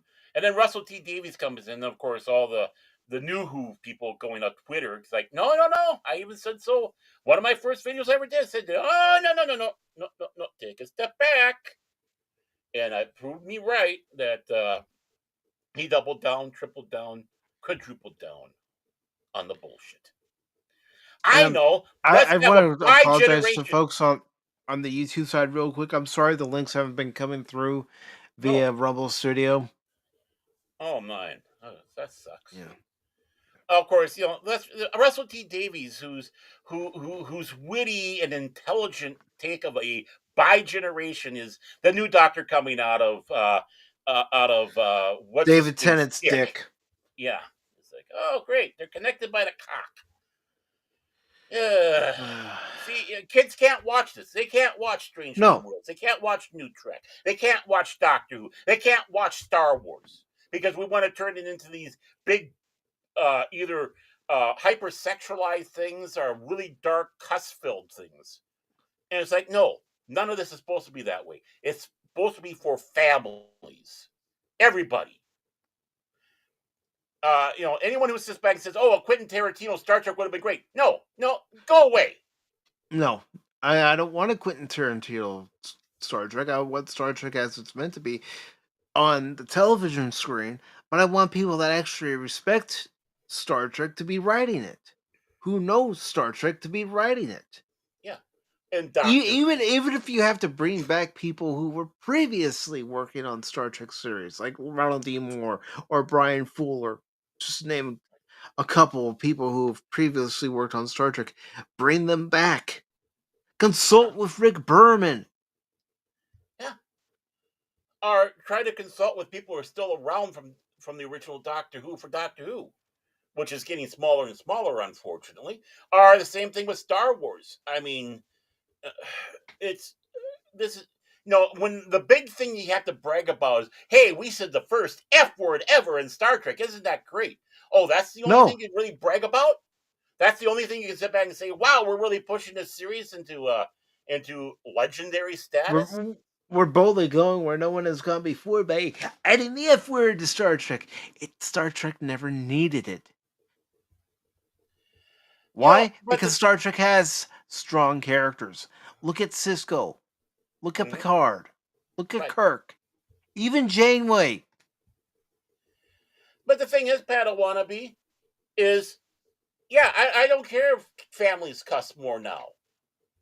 Are such. The thing is what made the original Star Trek and the other series is they held up to a standard that this is the way we're going to be. We're not going to emulate the current. We're not going to act like we act today. The problem with a lot of these new series, especially current Star Trek, is they have the characters talk like we talk today. Yeah, use lingo that we use today. Right, which instantly dates this. Mm-hmm. It dates it, which the original Star Trek, the original Doctor Who, unless they were dealing with that era, then they're time travelers, obviously, or even Star Wars, is no, we're going to have a neutral, basically, as they say, the Queen's English or Shakespearean English, or whatever you want to call it, right? A classic one. Yeah. So we don't. Things don't get lost. That it's timeless, and that's what makes timeless. You don't go by today's trend. You go back to exactly what Fritz Frieling and Chuck Jones said about the Warner Brothers cartoons, which is why the Warner Brothers cartoons that they did are timeless, is because we're not going to go with topical humor. We're not going to go with the trend of the day. We want to make something that lasts, that if you watch it today or 50 years from now, you'll get the humor, laugh, and enjoy. Mm-hmm. I mean, there were even Popeye shorts that you can watch today. You see how timeless they are. Yes, Warner Brothers and Fleischer Studios, they all did do their own propaganda cartoons during World War II. You can't deny that. Those were your topical ones, but there was something special about that. It was to help try to raise money for bonds, and even with the regular cartoons when they throw in about buying bonds. But it was just one little thing, and it was a different time in that aspect, but still they kept it as universal as possible. And speaking of different times, when the Flintstones was on the air, when it first came on the air, one of the commercials that they did was for cigarettes.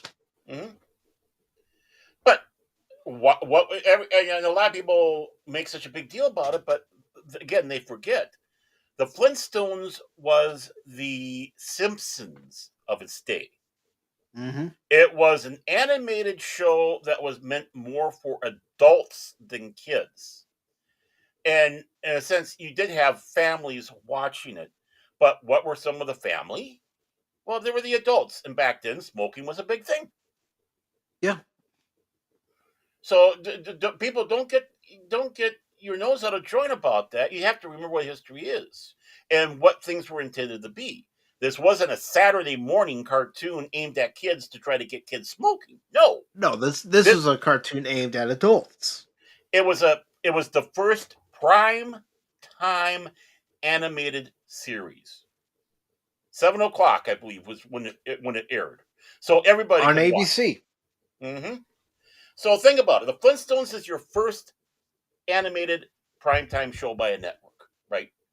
Now, obviously, syndicated ones, that they had cartoons, they could air whenever they want. But this was one that was actually designed to be that. So, you have to know a little bit of the history of broadcasting, how these things came about. It's morons like, yeah, it was. They did basically take it from the Honeymooners. Jackie Gleason was going to sue them, but opted not to because he saw basically the joy it was bringing everybody and how much people were. And he didn't want to be the killjoy, so Jackie let it slide.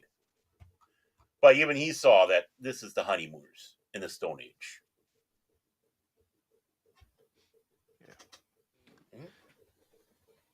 So, I mean, there's a lot of history to what we have to do. I mean, what we got and understand where it is. So when people start shooting their mouths off, you can tell they don't know anything. They're just bleeding out what some moron spewed forth earlier.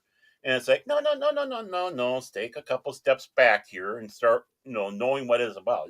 It doesn't take much. It doesn't take much work now. I mean, you got No, it doesn't. It might take a little more work when you're with someone like Jace, but yeah. Well, he's Norwegian. That's why. yeah. He goes, "What's a Flintstone?" But Jace, I hope you're doing well today, brother. Good day. And I'm going to go ahead and move on to our next article. Yeah. John T. Davies. Russell T. Davies. Russ T. Davies.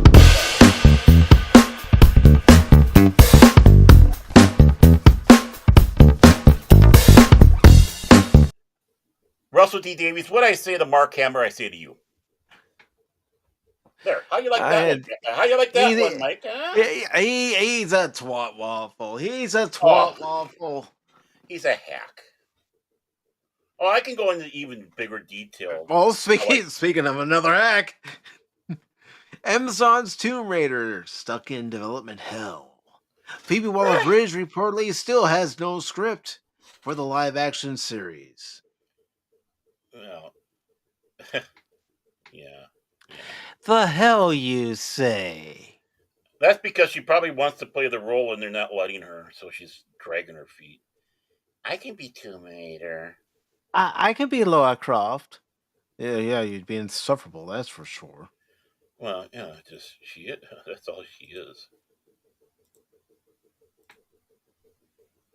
So let me get this out to YouTube and all our chat areas.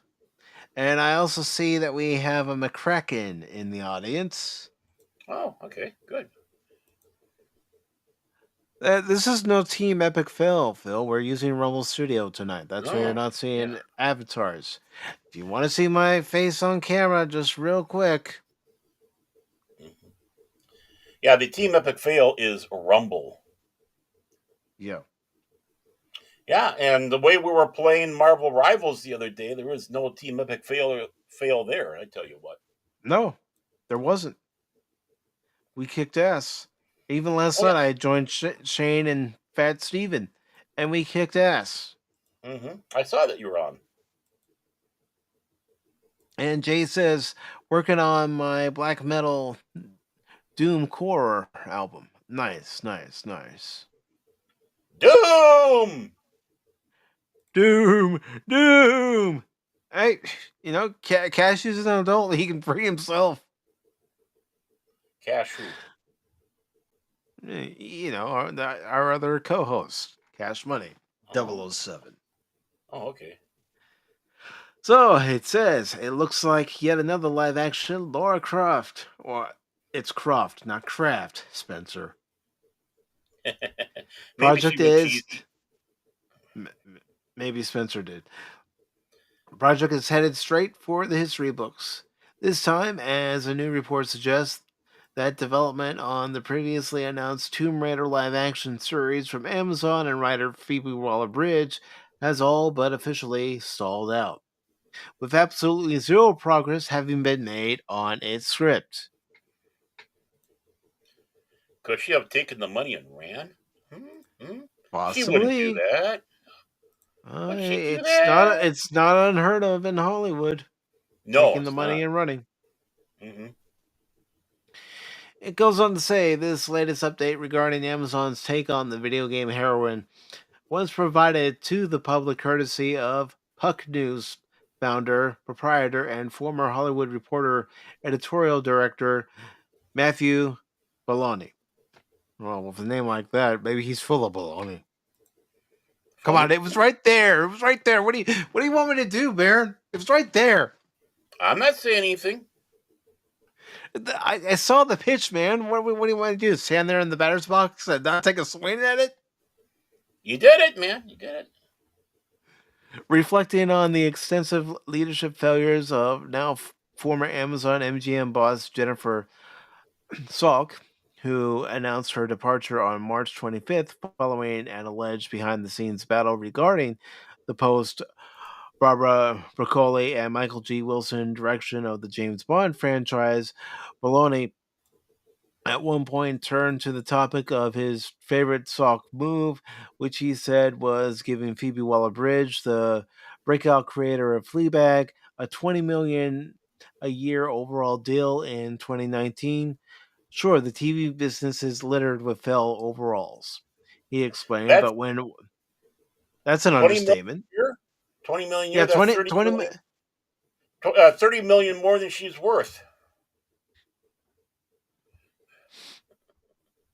But when Waller-Bridge generated nothing in 3 years, Salk renewed the deal. Now, 3 years after that renewal, she still has nothing to show for it. Tomb Raider, which Waller-Bridge has been working on, and which Salk was personally overseeing after announcing a series pickup last May, has now gone through 2 writers' rooms and tens of millions of dollars in development costs. There's still no script. It's dead, Jim. Yeah. Yeah.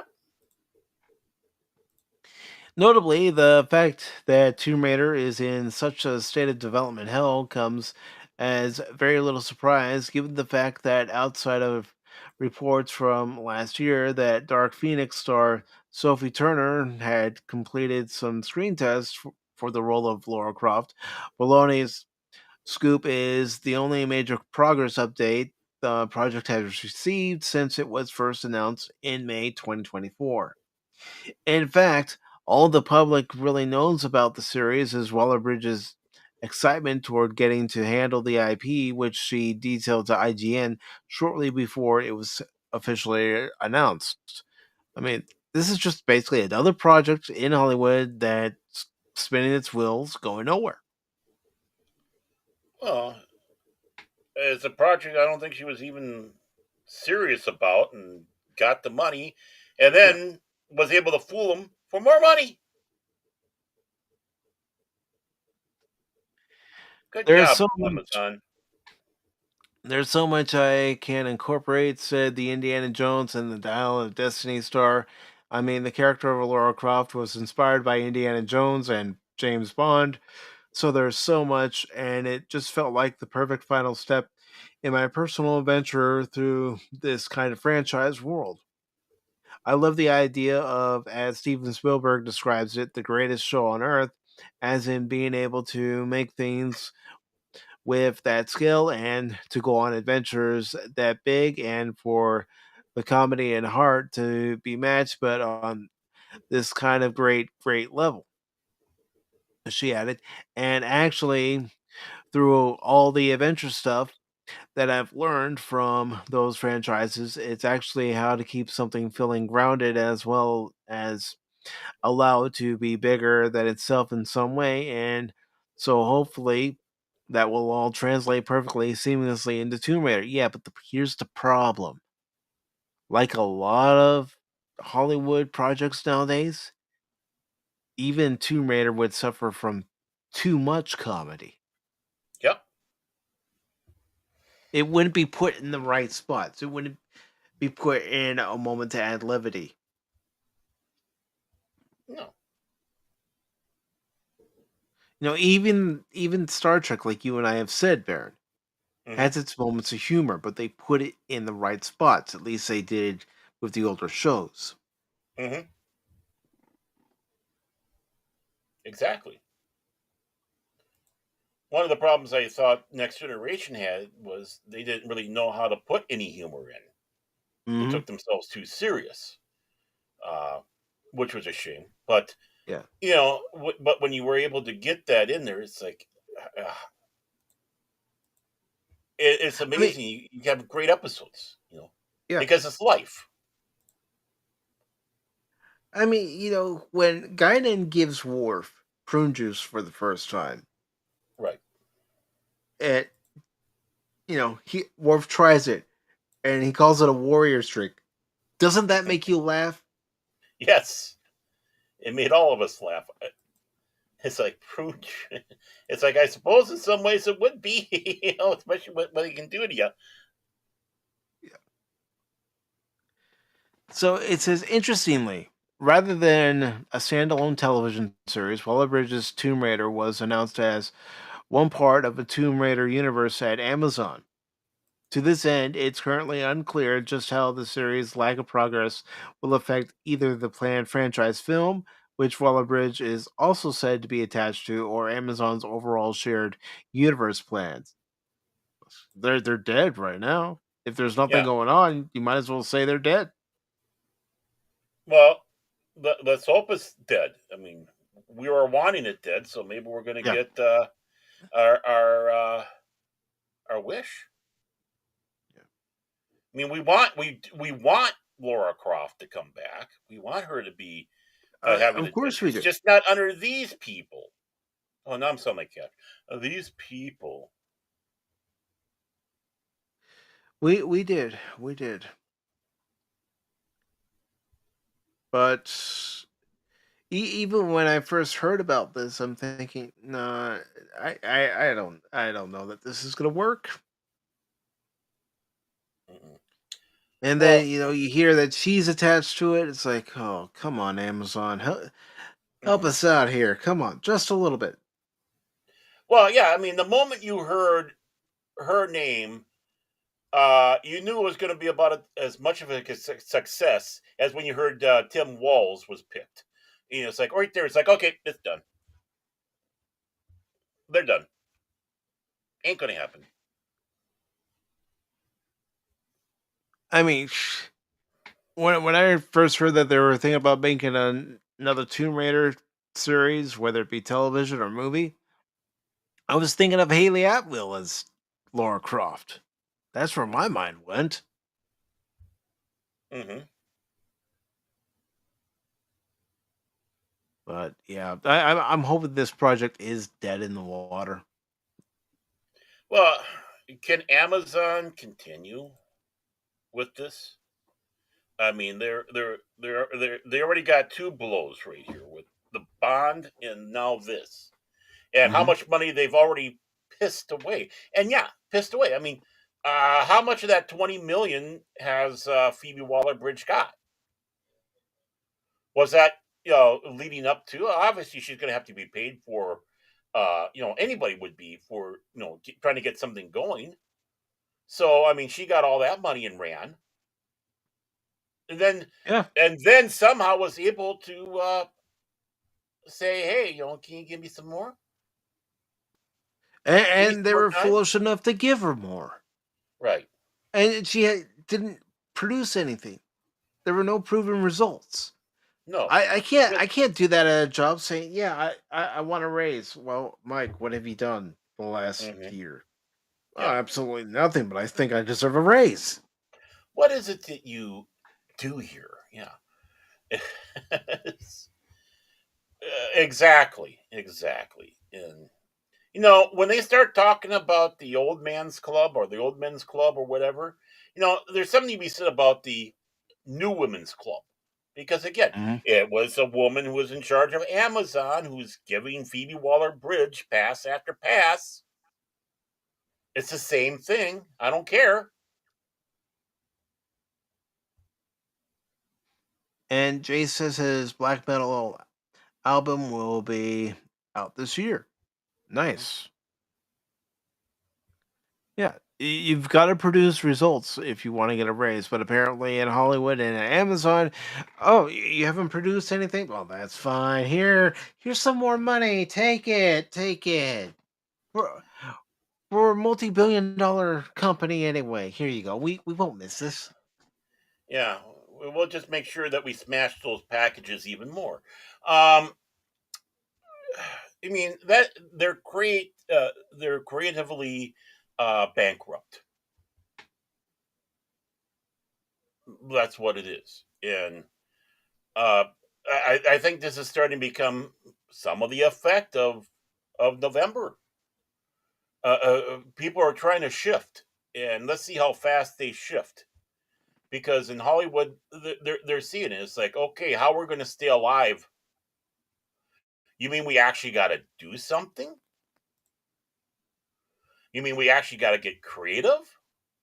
Mm-hmm. We got to do something other than resting on our laurels or just throwing crap out there and expecting those idiots that watch this stuff. And yes, folks, they do consider you idiots. They consider you morons. They don't like you. They look down on you. I've said that many times. Many of these actors, actresses, creatives, people who are in charge of the studios and all that, they think you're morons. They hold you in contempt. I mean, just take a look at John Boyega earlier, how he all of a sudden turned on people again, even though people were defending him and saying how much they regret what happened. But what do they do? Okay, let's just turn around and now we're going to insult, and because we're just going to show you what we truly think of you. And I think that has become more evident every day since November with how they've been It all has. going bonkers. Hmm. And And I'm glad for it. I'm glad for it too. Show your true colors, because you keep showing your true colors, then you're gonna see less and less people watching your programs, whether it be on traditional TV, whether it be on streaming services, whether it be going to the movies. Look at the box office, especially in this last year. It's been Hmm. terrible. Right. Nobody's going to movies. Nobody's watching the award shows hardly, because we're tired of being talked down to. Oh, yeah. Yes, I recently saw A Working Man with Jason Statham. I recommend it, especially if you like 80s and 90s style action flicks. Well, and I think that's the thing. It's a smaller film in the sense that, they didn't spend a lot of money to make it. It's not heavily promoted or whatever, but this is where the good films are. Yes. And I do If you want want to, good entertainment, you're going to have to search for it. yeah, you do have to search for it. Right. We've all had to do it. Basically, anything that they're going out there and heavily promoting, stay away from, and then try to find the stuff that's out there that hasn't been promoted much. Those are the good ones. And folks, we are almost to our main story. Stick around. We're getting there. We're getting closer. We're getting closer. But before we get to our next story, I do want to say hello to Lady Mist. It's great to see you, Lady Mist. I hope your Wednesday has been wonderful. And also, folks, I just shared a post I had put on YouTube. I also posted the same thing on X, asking, in light of Val Kilmer's passing, I have decided to move this Sunday's Snow White watch party, Snow White and the Seven Dwarfs watch party, to April 13th. Well, this Sunday, I want to hear from everybody. What Val Kilmer movie do you want to watch this Sunday in remembrance of Val Kilmer? Some people have said Top Gun. Some people have mentioned Batman Forever. Some people have mentioned The Saint. Some people have mentioned Real Genius. And So, Top Secret. yeah, Top Secret was one of them too. So, just write in the comments. Let me know that you're okay with Snow White and the Seven Dwarfs being moved to April the 13th, and then let me know what movie you'd like to see in its place. And depending on how many people say one movie, like say folks choose Tombstone. I'm gonna admit to you guys, yes, we have done a watch party of Tombstone before, but I wouldn't be opposed to doing it again in remembrance of Val Kilmer. And it doesn't hurt. It's such a great film. Yeah, it's a great film. And here's another reason why. Let me bring it up here, and then I'll share it with everybody. But another reason why I say I have no issue with doing another watch party with it being Tombstone is, let me just get to the thumbnail that I made, and you'll see why. And I'll share it on screen. Okay. So stop sharing. Now I'm going to share my window. And there we go. Let me do this. But this is the thumbnail I made. Because I got to thinking before the show, you know, I'm going to go ahead and just make a universal thumbnail. This way, regardless of what movie we watch, we're honoring Val Kilmer.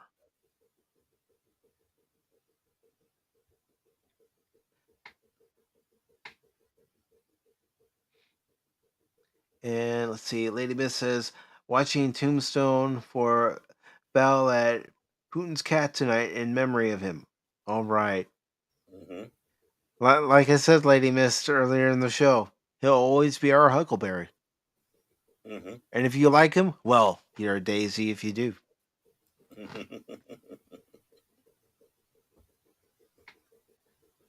Very nice, very nice. So I'm going to go ahead and stop sharing this. But again, it doesn't matter which movie because this will be the thumbnail regardless. I know I probably should have brought that up when we were talking about Val Kilmer, but I was kind of waiting till later in the show where we had a few more folks. So let's go ahead and shift gears one more time and get to our next article here, which is slowly, I'll admit, it's slowly leading up to our main article.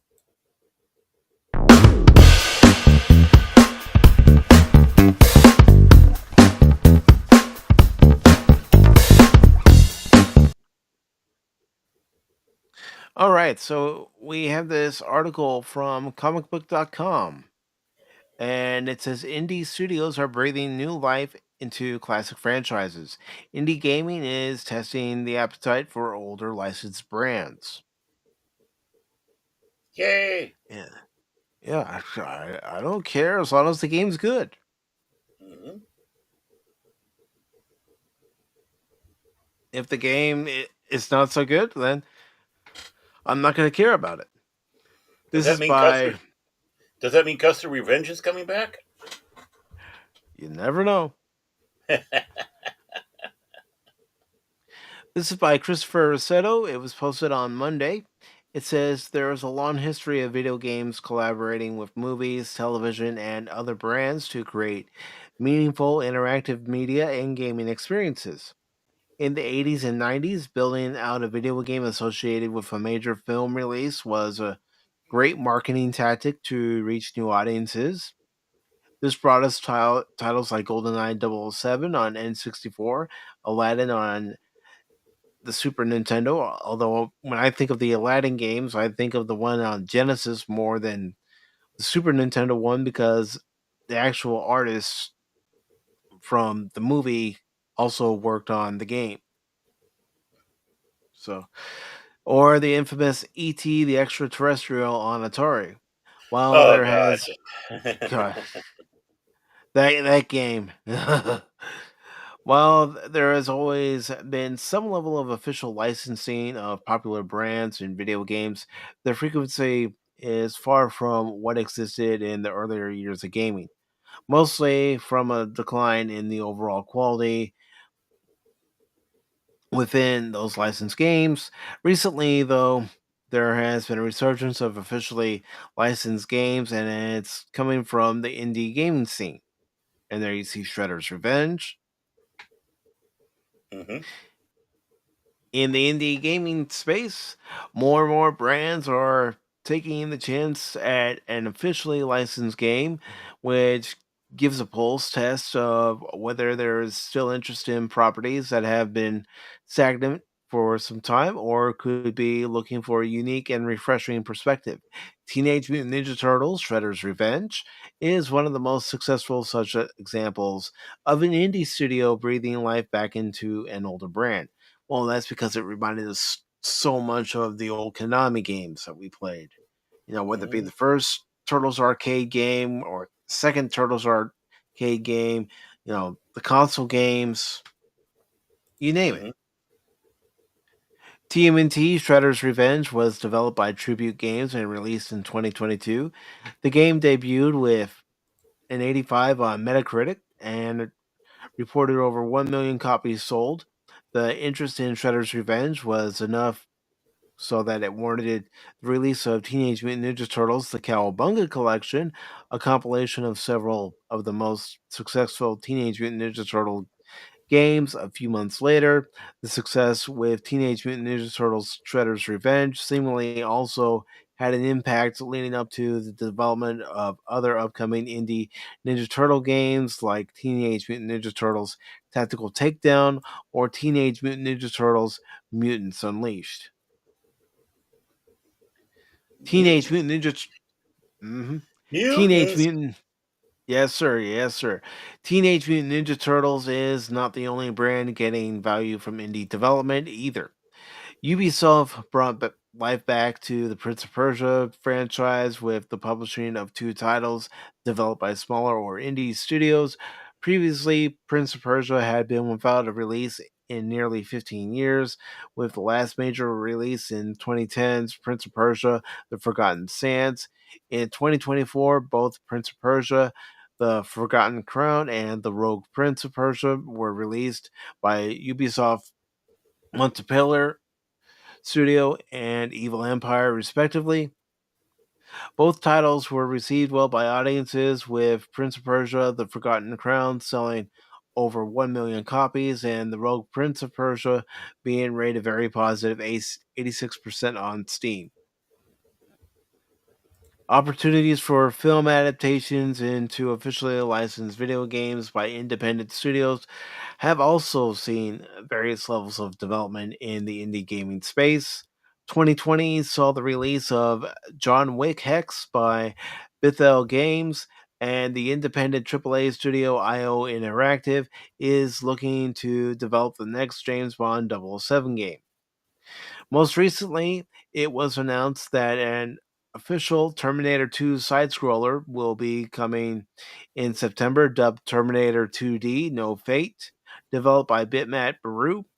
The anticipation for Terminator 2D No Fate was also enough to support a physical release across all major console platforms. And I've seen the video of this, and this looks like a game I would have played back in the day. No, The definitely. appetite The appetite for these officially licensed video games to capture new audiences has not been missed by independent publishers, so much so that publisher developer Digital launched a dedicated label, Big Fan Games, to explore publishing opportunities for officially licensed video games by indie developers across film, television, comics, and more.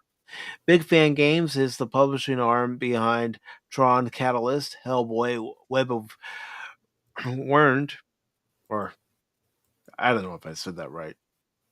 Reigns, Game of Thrones, and John Wick Hex within the space of officially licensed indie games.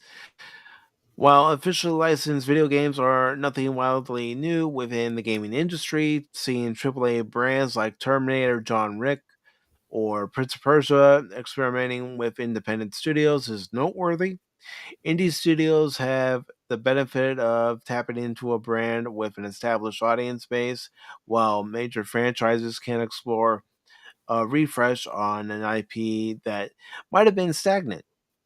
Hopefully, there isn't a decent back into lower quality officially licensed games like in the 90s that loses the value for approaching indie studios to produce something creatively unique. I mean, I think about the Batman Forever game that was on both the Super Nintendo and Genesis, and I'm sorry that game missed the mark big time. So did Dick Tracy. Oh yeah, oh yeah. Gosh, I hate that game. Not the only one. I mean, I never played it, but I've seen people talking about it and showing it. It's like, Yeah, yeah. oh, how could they do that? You talk about a game where if there was streaming back in the day, you would have heard me and so many other people saying, "This stupid game, this stupid dumbass game." Ah, boy, we missed an era of possibility. Oh, we didn't have the infrastructure back then for I streaming. know, I know. Still, But we do now, but it's a missed opportunity. I get what you're saying. hmm what entertainment that would be. Yep.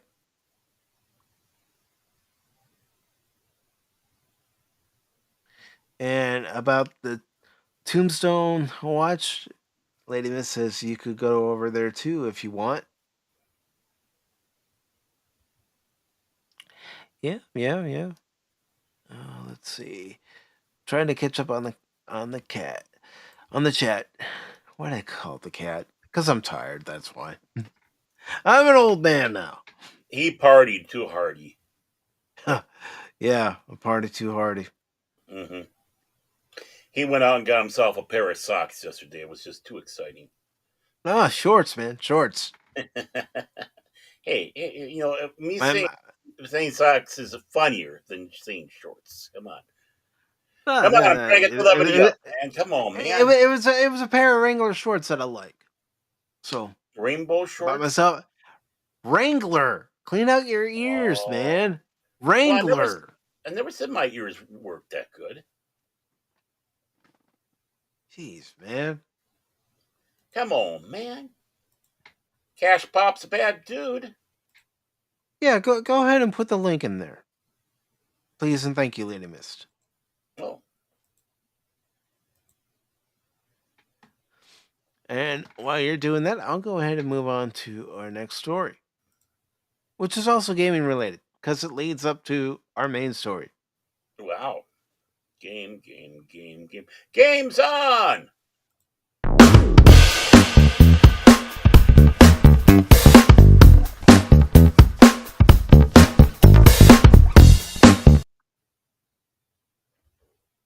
All right, this comes from Niche Gamer, and it says retro beat 'em up game Marvel Cosmic Invasion announced, and it looks very similar to Teenage Mutant Ninja Turtles Shredder's Revenge. But that's not a bad thing. I'm not saying it's a bad thing. That's actually a good thing. Are you sure? Yeah, because Dotemu also worked on Shredder's Revenge, as did Tribute Games. So I look at it this way: if they can crank out a good game with Teenage Mutant Ninja Turtles, they can crank out a good game with Marvel Cosmic Invasion. I hope you're right. Me too. Me too. I want some DC Says games, so damn it. that wouldn't be so bad. But publisher Dotemu and developer Tribute Games has announced Marvel Cosmic Invasion, and this article is by Niche Gamer. Doesn't have any specific author listed, so it says a new throwback beat 'em up game with characters from Marvel's golden eras. And there you see original Wolverine, of course, hmm Captain America, Storm, Spider-Man, of course, and Captain Venom. America, F yeah. Hmm. says Marvel Cosmic Invasion is in development for Windows PC via Steam, Xbox One, Xbox Series XS, Switch, PS4, and PS5 of release set for later 2025. It says here's a rundown on the game, plus its revealed trailer. Tribute Games and Dotemu are teaming up again in collaboration with Marvel Games to craft an original, fresh beat 'em up featuring dynamic combat combos and dazzling pixel art. This planet hopping adventure stands as a love letter to the Marvel Universe. The cosmos must fall so that I might live. So swears Annihilus, the living death that walks. After an unprecedented attack is launched across the galaxy, all life hangs in the balance. Nova, Spider Man, Wolverine, Phyla-Vell, Captain America, and many more heroes, both Earthborn and cosmic, will join forces in a star spanning, brawling adventure against the deadly Annihilation Wave. From New York City to the depths of the negative zone, the future of the universe will be fought for across the stars in Marvel Cosmic Invasion. 15 playable characters. That's impressive. Whether you're an old school expert or a first time fan, you'll find familiar faces and discover new favorites in a captivating roster of characters from across the Marvel Universe. Master of the Cosmic Swap Tag Team System. With the Cosmic Swap Tag Team System, choose 2 heroes for each level and switch between them instantly. Create unique combos and powerful special attacks. Each character's abilities encourage creative team ups and a more tactical approach to the action. Amazing retro art direction. Marvel Cosmic Invasion is a tribute to one of Marvel's most iconic eras with stunning full color pixel art designs. Intuitive, fun multiplayer for everyone. Whether you're teaming up with friends or family, Marvel Cosmic Invasion has you covered with local online play and a drop in, drop out adaptive system. Cosmic Battle awaits. And we can go ahead and look at the trailer. I don't think we're going to get deemed for it at all. And if we do, I'll just edit it out. No problem there. And thank you for the link to the Tombstone Watch tonight. Really appreciate that, Lady Mist. And let's go ahead and look at this trailer. Putin has a cat. I guess he does.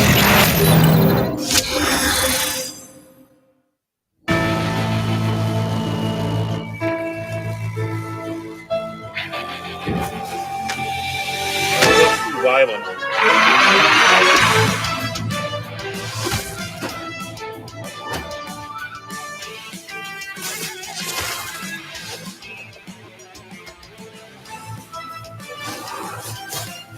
Come on, let's see some actual gameplay. I don't think you really do in this. I've seen this one. Can't remember.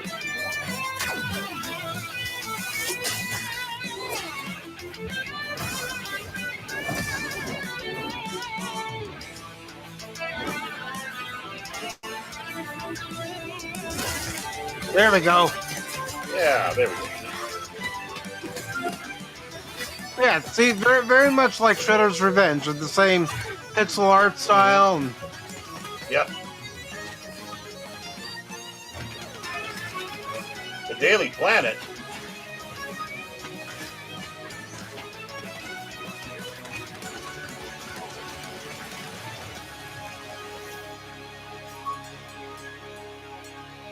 It's an invasion. It's a cosmic invasion.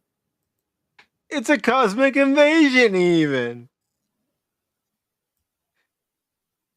Yeah, that's the trailer. And don't be surprised if I actually do end up playing it with someone named Baron Ormantag, Cash Money, Money 007, and a couple other people. Like maybe you're Ron, or maybe DJ Ronnie G, or Or Jet maybe Sparks, Phil will put his money where his mouth is. And, and I join doubt us. it. I doubt it. He's too scared. I know. I'll look not so good. But yeah, it just looks like a fun side-scrolling beat 'em up, and I do love me a good side-scrolling beat 'em up. So that's it as far as that news is concerned. Yay! Now, now I know what I everybody's want been to waiting for. Because I've seen people coming in and coming out going, "You're not talking about it. You're not talking about it." Oh, yes, we are. Yes, we are. Like I said, if you haven't been to Pop Talk in a while, this is the format. What you see in the thumbnail, that's the main event. Mm-hmm. And here we go. Meow, meow, meow, meow, meow, meow. Meow, meow, meow. Meow, meow, meow, meow. Meow, meow. Meow, meow, meow, meow. Oh, we're done. Sorry. Yeah, Baron. We're done. We're done. This comes from Business Insider. Because I was trying to find an article that gave as much detail as possible, and the reason why I had to find one that gave as much detail as possible is because I wasn't able to watch the whole direct this morning. Because he overslept Well, because of all time buying shorts. I had places to be, so it's like, okay, I can watch a little bit of it, but now I gotta go. So this is Business Insider. It's written by Stephen Cohen and it's edited by Les Shue. It says the long-awaited Nintendo Switch 2 launches on June 5th for $450. Here's everything you need to know. When you find through our links, yada yada yada, the little advertisement. Now let's see. Following a short reveal trailer in January, Nintendo has finally announced more information about its latest video game console, the Switch 2. Like its predecessor, the Nintendo Switch, the Switch 2 can be used as a portable handheld system or at home connected to a TV. The Nintendo Switch 2 will be released on June 5th for $450. A bundle with a brand new Mario Kart game will also be available that day for $500. Pre orders will launch on the 9th of this month. It also goes on to say throughout April, a series of hands on events will also be held in New York, Los Angeles, and Dallas where fans can try the system for the first time. The console looks a lot like the original model but has a few new design flourishes and several key hardware upgrades, including a larger, higher resolution screen, 4K support when docked, and the ability to use the Joy-Con controllers like a computer mouse. Well, that seems interesting. Hmm. Here's everything we know about the Nintendo Switch 2 so far, including specifications, features, and major games set for the release. Like the original Nintendo Switch, the Switch 2 features a display sandwiched between two removable Joy-Con controllers. The display can also be slotted into a dock that plugs into your TV. The dock now has a built-in fan to keep the system cool when in use. Also, it keeps Smart the hot idea. side hot and the cool side cool. It's the Nintendo DLT. McDLT. the new Nintendo. Joy The new Joy-Cons have a similar button layout as their predecessors, but rather than slide into place on the side of the display, they snap into the console with magnets. Seems like a good idea. The right Joy-Con has an added C button that initiates new game chat functions that let you communicate with friends online. Both Joy-Cons can be used like a computer mouse, enabling new styles of play with select games. Says the Switch 2 has a 7.9-inch LCD screen with a 1080p resolution, support for up to 120 frames per second, and high dynamic range capabilities. The original Switch had a smaller 6.2-inch screen that was limited to 720p, 60 frames per second, and standard dynamic range. So this new display should offer a big step up in visual quality. When used in dock mode and connected to a TV, the Switch 2 can even support up to 4K resolution with HDR, which puts it more in line with the video output capabilities of competing PlayStation and Xbox consoles. Nintendo also mentioned support for 3D audio when using headphones, but it did not specify a sound format, so it's unclear if the system will support Dolby Atmos. However, the console's built in speakers have been improved, and the system now has an integrated microphone with noise cancellation for voice chat. Well, that's a good thing if people don't want to get a Yeah. headset. Yeah. The console has two USB-C ports, one on the top and one on the bottom. The additional port can be used to attach peripherals like a new Nintendo Switch camera accessory. Internal storage can be upgraded to 256 GB compared to the 32 GB used on the original Switch. Users can also expand storage with a micro SD express card. However, regular micro SD cards used on the original Switch are not compatible with the new console. Okay, so you'd have to get a new SD card. Mm-hmm. New Mario Kart, Donkey Kong, and third party games are on the way. Nintendo revealed a ton of new Switch 2 games set for the release in 2025 and beyond. They also announced that the system will support backward compatibility with select Switch games. I mean, that's still a plus, it's also a minus because they're saying it's select games. Some original Switch games are also getting new Switch 2 editions that will unlock enhanced visuals and additional features. Upgrading to a Switch 2 edition of a game you already own will require purchasing an upgrade pack, but Nintendo has not revealed pricing yet.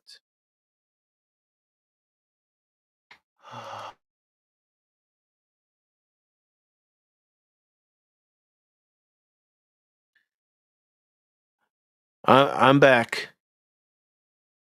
Baron, you back? Can anybody see me? Anybody hear me? You hear me? I hear you. Okay. I thought it was on my side, but it sounds like that was on Rumble's side. It was Rumble's side, my friend. Like I said earlier, Rumble, you want to compete with the big dogs? Fix your shit so you can compete with Mm-hmm. the big dogs. Because right now, Rumble Studio can't compete with the big dogs. No. Quit embarrassing us. Quit embarrassing us, Rumble. We brag you up so much. Don't do this to us. It says Nintendo revealed a ton of new Switch 2 games set for release in 2025 and beyond. They also announced the system will support backward compatibility with certain Switch games. Yeah, I know I already read that. Some Mm-hmm. original Switch games are also getting the Switch 2 editions. I'm just getting back to where I was. Exclusive Switch 2 games announced so far from Nintendo's own development teams include Mario Kart World, Donkey Kong Bonanza, dun dun dun dun dun dun dun Dun dun dun. dun dun Dun, dun dun, dun, dun, dun dun, dun, dun dun, dun dun, dun dun, dun, dun. dun. I'm I'm- Pernell Roberts. I'm leaving because I'm bigger than you guys are. Oh, what happened to and, my career? okay, this is just me being a dork, and that game's gonna last for multiple seasons. Yeah. Yeah, it's been 25 years and we're still playing Donkey Kong Bonanza. That's right, ladies and gentlemen. All right, so Drag X Drive, Kirby Air Riders, Nintendo Switch 2 Welcome Tour. It says upcoming Nintendo Switch 2 editions of standard Switch titles with enhanced graphics and features will include Mario Party Jamboree, The Legend of Zelda Breath of the Wild, The Legend of Zelda Tears of the Kingdom, Metroid 4, Prime 4 Beyond, Kirby and the Forgotten Land, Pokemon Legends ZA. In addition, Nintendo highlighted dozens of upcoming third party games from various developers, like from From Software, EA, Capcom, Square Enix, and CD Project Red. Here's a roundup of some key titles announced so far: Hyrule Warriors: Age of Imprisonment, Duskbloods, Madden. Yeah, that's right. That's right. You gotta get your Switch and get your Joy-Con. You put the one Joy-Con on the right, boom, and then you put the other Joy-Con on the left, bam, and then you touch the screen, boom. Yeah, you're playing the game. That's my terrible John Madden impression, in case no one's ever heard it before. Can you imagine Madden trying to figure out what a Switch is? Well, why do you do this thing? This is called a joypad. You play the game with it. I don't. Really? I got a joypad in my Madden bus. Want to see? EA Sports FC, NBA 2K, WWE, dude. Split Fiction, Hades 2, Cyberpunk 2077. Well, I mean, the console's got to be powerful enough to handle that game. I was gonna say, if they want to try to get the Civilization, graphics and all that up, yeah. yeah. Civilization 7, Street Fighter 6, Final Fantasy 7 Remake Integrate, not Integrate, Mike. Borderlands 4, Elden Ring, Project 007. You can pre-order the Switch 2 starting April 9th. The Nintendo Switch 2 will be available to pre-order in North America starting April 9th from various retailers. The console will cost $450. You can also buy a bundle with Mario Kart World for $500. The system will officially release on June 5th. In the UK, the console will cost €396, and the bundle will cost $430. European pricing will be $470 for the system, or $510 for the bundle. In Australia, the console is priced at $700 Australian dollars, and the bundle is listed at $770 Australian dollars. Ooh, oh, ooh. Shoppers in North America with a Nintendo account can also register to receive an invitation to buy a Switch 2.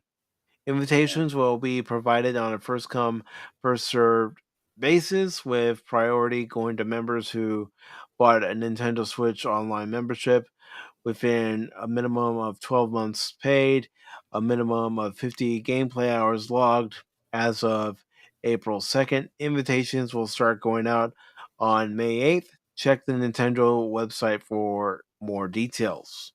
Ain't that sweet of them? Yeah. In addition, the console Nintendo has announced US pricing for several Switch 2 accessories. Here's a rundown. Some key items announced so far. Nintendo Switch 2 Pro controller, $80. Joy-Con 2 controllers, $90. Joy-Con 2 charging grip, $35. But see, $80, $90. You see why I don't throw controllers? No matter how frustrating a boss battle might be, this is why I don't throw controllers. I don't break controllers. They're too expensive. He just picks up the entire system and throws it because the Oh controllers no, are worth more. No. Right at the big flat screen TV. Boom. Nintendo Switch 2 camera for $50. So stay tuned for pre-order links and purchase options once they're live. So, it's the skinny. I don't know that I would pre-order or even get one on its release day. And I'll tell you what. I'll tell you what, because I want to hear word of mouth from people that do end up buying it. Is it worth it? Do they think it's worth it, or do they think Nintendo, missed something? Right. I mean, that's smart, especially when you're taking.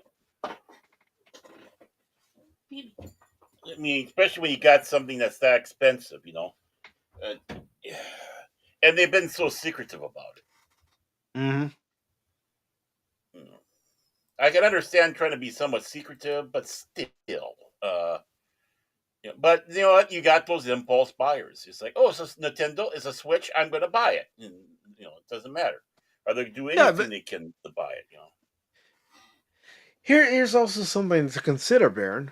Every time a new console has been released, especially here in the 2000s, in the 21st century, there's only been a limited amount of those consoles available on release day. Exactly. So even if you do wake up early, stand in line for the console, and wait in line for that console, it doesn't mean that you're going to get the lucky number that says you get to come into the store and purchase one. Oh man, I saw them doing the Phantom Menace thing where they're camping out in front of the Best Buys and all that. Yeah. It's like okay, it must be something. I'm not criticizing, but yeah, it's what people want to do. I mean, I did it once. It was when the PS2 came out. Mm-hmm. Because my dad had to take a friend of his to the airport, and he says, when does that PlayStation 2 come out? I told him when it comes out. He says, well, I have to take so-and-so to the airport that morning. I'll just drop you off at the store. And I was lucky to get one. There we go. That was the happiest day in Mike's life. I'd say one of the happier days in my life. I mean, one of the days that's up there. I mean, I've said it so many times. I don't think I have to say it again. It just involves a certain team on the north side of Chicago. That's all I'll say. I never heard of a team. You've got a minor league team that calls himself the same name as this team on the north side of Chicago. We don't have a soccer team, minor league soccer team. Baseball team, Baron. Baseball team. Oh, okay, yeah.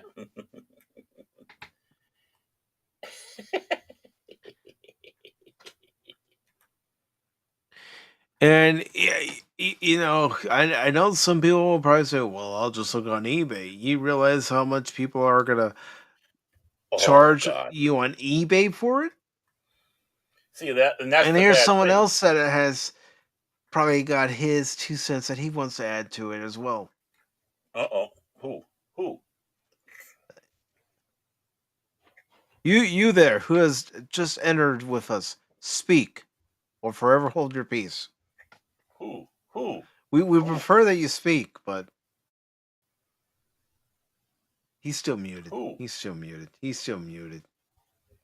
Just like we like him. He's still muted, but I can pretty much take a guess at something that he would say. I just gotta get the clip. You goobers. You know what really grinds my gears?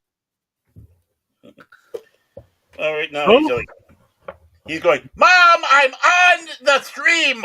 Leave me alone.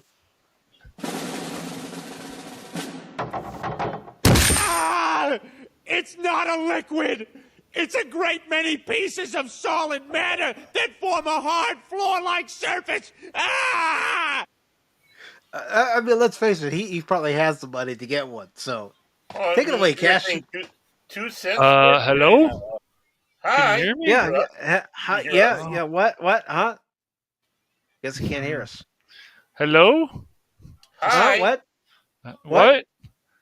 Huh? The Family Man show? What's going on? Dodgers suck. Okay, let's see if you heard that. If only. Yes. All right, Cash. Who's this guy? Who is this guy? I don't know who this guy is. Yeah. Thoughts on the Nintendo Oh, this is the Switch guy 2. I had to carry in Marvel Rivals. Okay. Carrie, excuse me? Excuse me, fat ass? No. He wasn't a fat ass. He was the Punisher. Yeah, I Right. was a bonus. Oh Yeah. man, I that's had the funny. big guns. Yeah. All Excuse right. me while I whip this out. Okay. But All right. My little green cash money thing. Yeah. Oh, you How has this been working so far? Really? It stinks. Yeah. Okay. Hated it. Hated it. Okay. It really Hey, stinks. you should have U.S. known this when you come in. U.S. So This, back this to EV schmucks. Yeah, back to a EV Bucks, million times unfortunately. better. Oh boy, Well, I don't EV know. It's still a mucks, million EV times. schmucks. Hey, but the thing is, we know the tricks. Okay, the tricks. We know the Yes. tricks with EV schmucks. This Well, one, oh God, Rumble, come on, Rumble. well, Come on, since of man. course we're exclusively on Rumble right now. Not that it No, we're matters. not. No. We're still on Not YouTube yet. and Oh, Not okay. yet. NX. Uh, Watch well, yourself, young I man. I think it's funny that I saw some comments about it's that orange turd again. I'm like, and then other people are like, this has nothing to do with tariffs, but sure, keep dreaming. No, this has to do with Nintendo's greed. Yes, it's Nintendo's greed. I told people that if you're going to buy the bundle, buy that. Don't buy the console and then spend $80 on a fucking Super Mario game world, Mario Kart. Excuse me. Uh, don't 70 for the Donkey Kong game. Uh, that's high. That's high. I would say $80 for any game is high. it's I'm not ridiculous. spending And 80 and bucks. what it's going to set is that, oh well, if Nintendo can do that, then we can charge. This is Take Two, and there was a message about that recently. Oh well, we can charge $100 for Grand Theft Auto 6. Yep. Horrible. Yep. We Horrible. read that article. Yeah, horrible. $1 million. And with this kind of stuff, it can happen. But what is also, as I was talking to another friend earlier, what they're going to have to do is this is why, unfortunately, excuse me, unfortunately, people are going to sail the high seas. I know you don't know what that means, YouTube, so don't try to guess. But this is going to make more people sail the high seas. This is also going to make people say, okay, Nintendo, you want to do that? Well, I guess we're going to get access to the code. And then what's going to happen? There's going to be a Ryujinx version of the Switch 2. I can see that happening. So, yeah. Yeah, and here's another thing I can see happening for people that desperately want the console. Since they know some of their games are going to work on the Switch too, they'll sell their current console for whatever price, but they'll keep some of their games. Mm-hmm. Yep. Of course. Yeah. The games are just the Mario Kart game looks. They've added some stuff, but for $80, no. The cheaper thing is to do if you're going to go for it. You pre-order, you do the bundle. If you can't get the bundle, just wait. But there's people that are crazy Nintendo fans, just like Sony, Microsoft, other people. I can't wait. I'm going to pay the $80, and that's insane. It really is. It's crazy to pay $80 for a fucking game. Mm-hmm. It's just, And there are people that are going to want this new console because again they're Nintendo fanboys, but also because they want to play the games that are coming out for the system because Nintendo doesn't publish any games outside of their own system, right. their own consoles. Right. The new FromSoft game, which some people are saying is a successor to Bloodborne, it's only multiplayer. Is that the way to go from FromSoft? I don't know. Hard to say, but people are disappointed in that. People are definitely disappointed in the price. I've already talked to people in that Fuse community I've part of. They feel the same. Like, what do you guys think? Like, what do you think about the price? And it's like, well, I'm gonna wait. That's what I'm getting the consensus from people. They want to wait, which I can't blame them. As I said, I think if you're gonna you're gonna pre-order, you do it with the bundle. Don't go with anything else. Just go with the bundle. The Donkey Kong game being $70, maybe prices will go down, but even with Nintendo Switch games, they don't go down that much. But I've had some good luck with eBay, so we'll see. I just think it's good to save people money if you can, as much as possible, especially with these prices. Yeah, So, but scalpers are gonna be yes. selling the system for Yep. 3 times what it's worth, Well, and Yep. you're talking to one right there, cash. Well, you think you got his money? Sure. Yeah, I want to do that to people. That sounds horrible. You did it to me. Right? What? When did I do that to you? Um, but this is Nintendo. This could blow up in their face, and it it probably could. needs to. There's also crazy people that, once again, I mean, I'm thinking about pre-ordering the bundle. I was pretty impressed by what I saw, but I don't want to buy the console and then buy the game separately. If I'm going to do it, I'll do the bundle thing. But even with the tax, the shipping, that could be either GameStop or Best Amazon. Buy, Amazon, unless you have like Prime, because it should still be free shipping if you have Prime. Yeah, it should be. It's a mess. But yes, this system is the bundle is fine. Maybe people want to wait for another bundle, but the $80 for a fucking Switch game, that is ballsy. That for a Switch 2 game, that is ballsy. Mm-hmm. No, Yeah, I'm sure agreed. Because they know people are going to it's buy like it. my sister asked me about it. She says that's something that you're gonna buy. I said not if the console's the $450 as the base console, then $80 for a game. I'm not Yeah. spending that much. Yeah, that's why it's just good to get the bundle if you're going to get anything. That's all I can tell people. You pre-order the bundle if you really want it and go from there. And if you can't get it, just wait. Wait for it to come back. I waited 3 years for an amiibo to come back finally in stock. I was not going to pay $80 or whatever, $90 for an amiibo that I really wanted. So You wanted an amoeba? Cool. an amiibo. I mean, I only bought my Switch 2 years ago. I Yeah. don't want to fork over money for a brand new console this soon. Yeah. Yeah.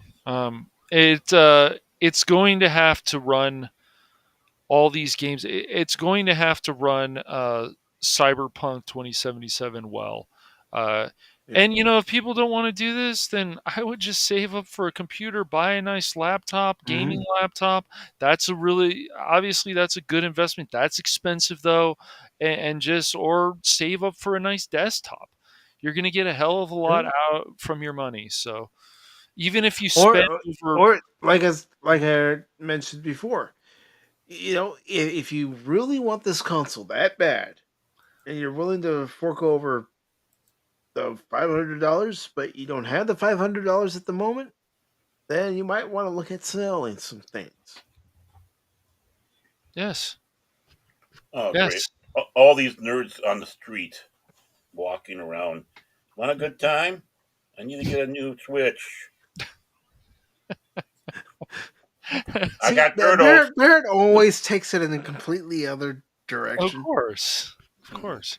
And he's still a better troll than Phil. And if you're out there, Phil, prove me wrong. Oh, he's been here. He's been here. Of course. He's called us Team Yeah. Epic Fail because we don't have avatars. Well, with Rumble Studio, you don't have avatars. You either get on camera or you don't. Mm-hmm. Yeah. It's Rumble that's Team Epic Fail. Yeah. They are. We've succeeded a lot with our group, and we will succeed some more, but Phil can think what he wants. Well, he's too much of a chicken to join us, that's all. He can He is. step back and say all that stuff, but he never wants to join because he's scared. He is. Mm-hmm. Yeah. All talk, no action. No. So, does anybody have any further thoughts on the Switch 2? Don't get me wrong. I would love to have one, but I know my limit as far as what I'm willing to spend on something like a console. Yeah. Yeah, I still might do the pre-order, but then you got to get a camera. Then you got, and people are complaining now about the chat stuff. That's what people wanted before. So why are we complaining? hmm And if you, as long as you can Because turn people off are never the camera, satisfied. no, they're not. It's like, oh, I Mhm. don't like all these extra features, but that's what the original Switch was lacking. What are we doing? Shouldn't we be happy that there's a Discord thing now on a Switch? Well, it's hard to sow Discord when you got Discord. Ah! I know, right? Yeah. You got nothing, Jace. You go sit in the corner. And Jay says meh because he's got his Meh? PC. Yeah, he does. Mhm. He's fine. Oh, okay, man. Yeah, I can see that. I can see that point of view too. If you're going to spend $450, it might be on some upgrades for a PC.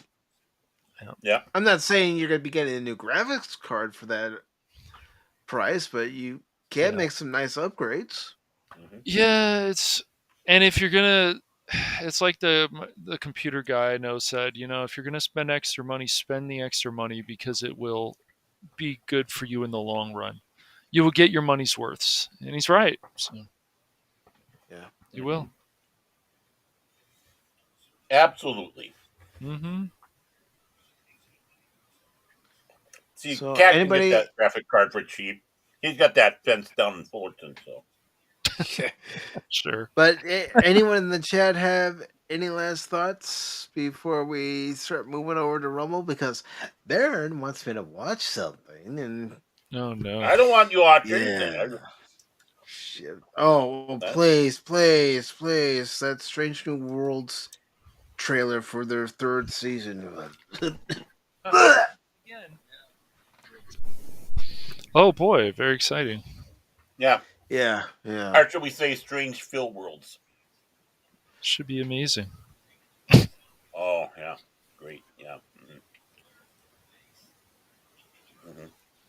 Yeah. Once Yeah. again, people, they have what they have: PC, Xbox, PS5. And again, if someone wants to fork over money for this console or anything, it's their money. They can spend it how they want. Yep. Just buy the bundle if you're gonna do it. Don't buy anything else. Yeah. Lady Miss, thank you for being here, and also thank you for the link to the Tombstone Watch Party tonight. Really appreciate it. Nice. And again, speaking of watch parties for this Sunday, I have it up on X. I have it in the post section on the YouTube channel. You just tell me which Val Kilmer movie you guys want to see this Sunday, and we'll watch it. Yeah. Like I said earlier, so far we've had a couple of votes for Top Gun, The Saint, Batman Forever, Real Genius, just to name a few.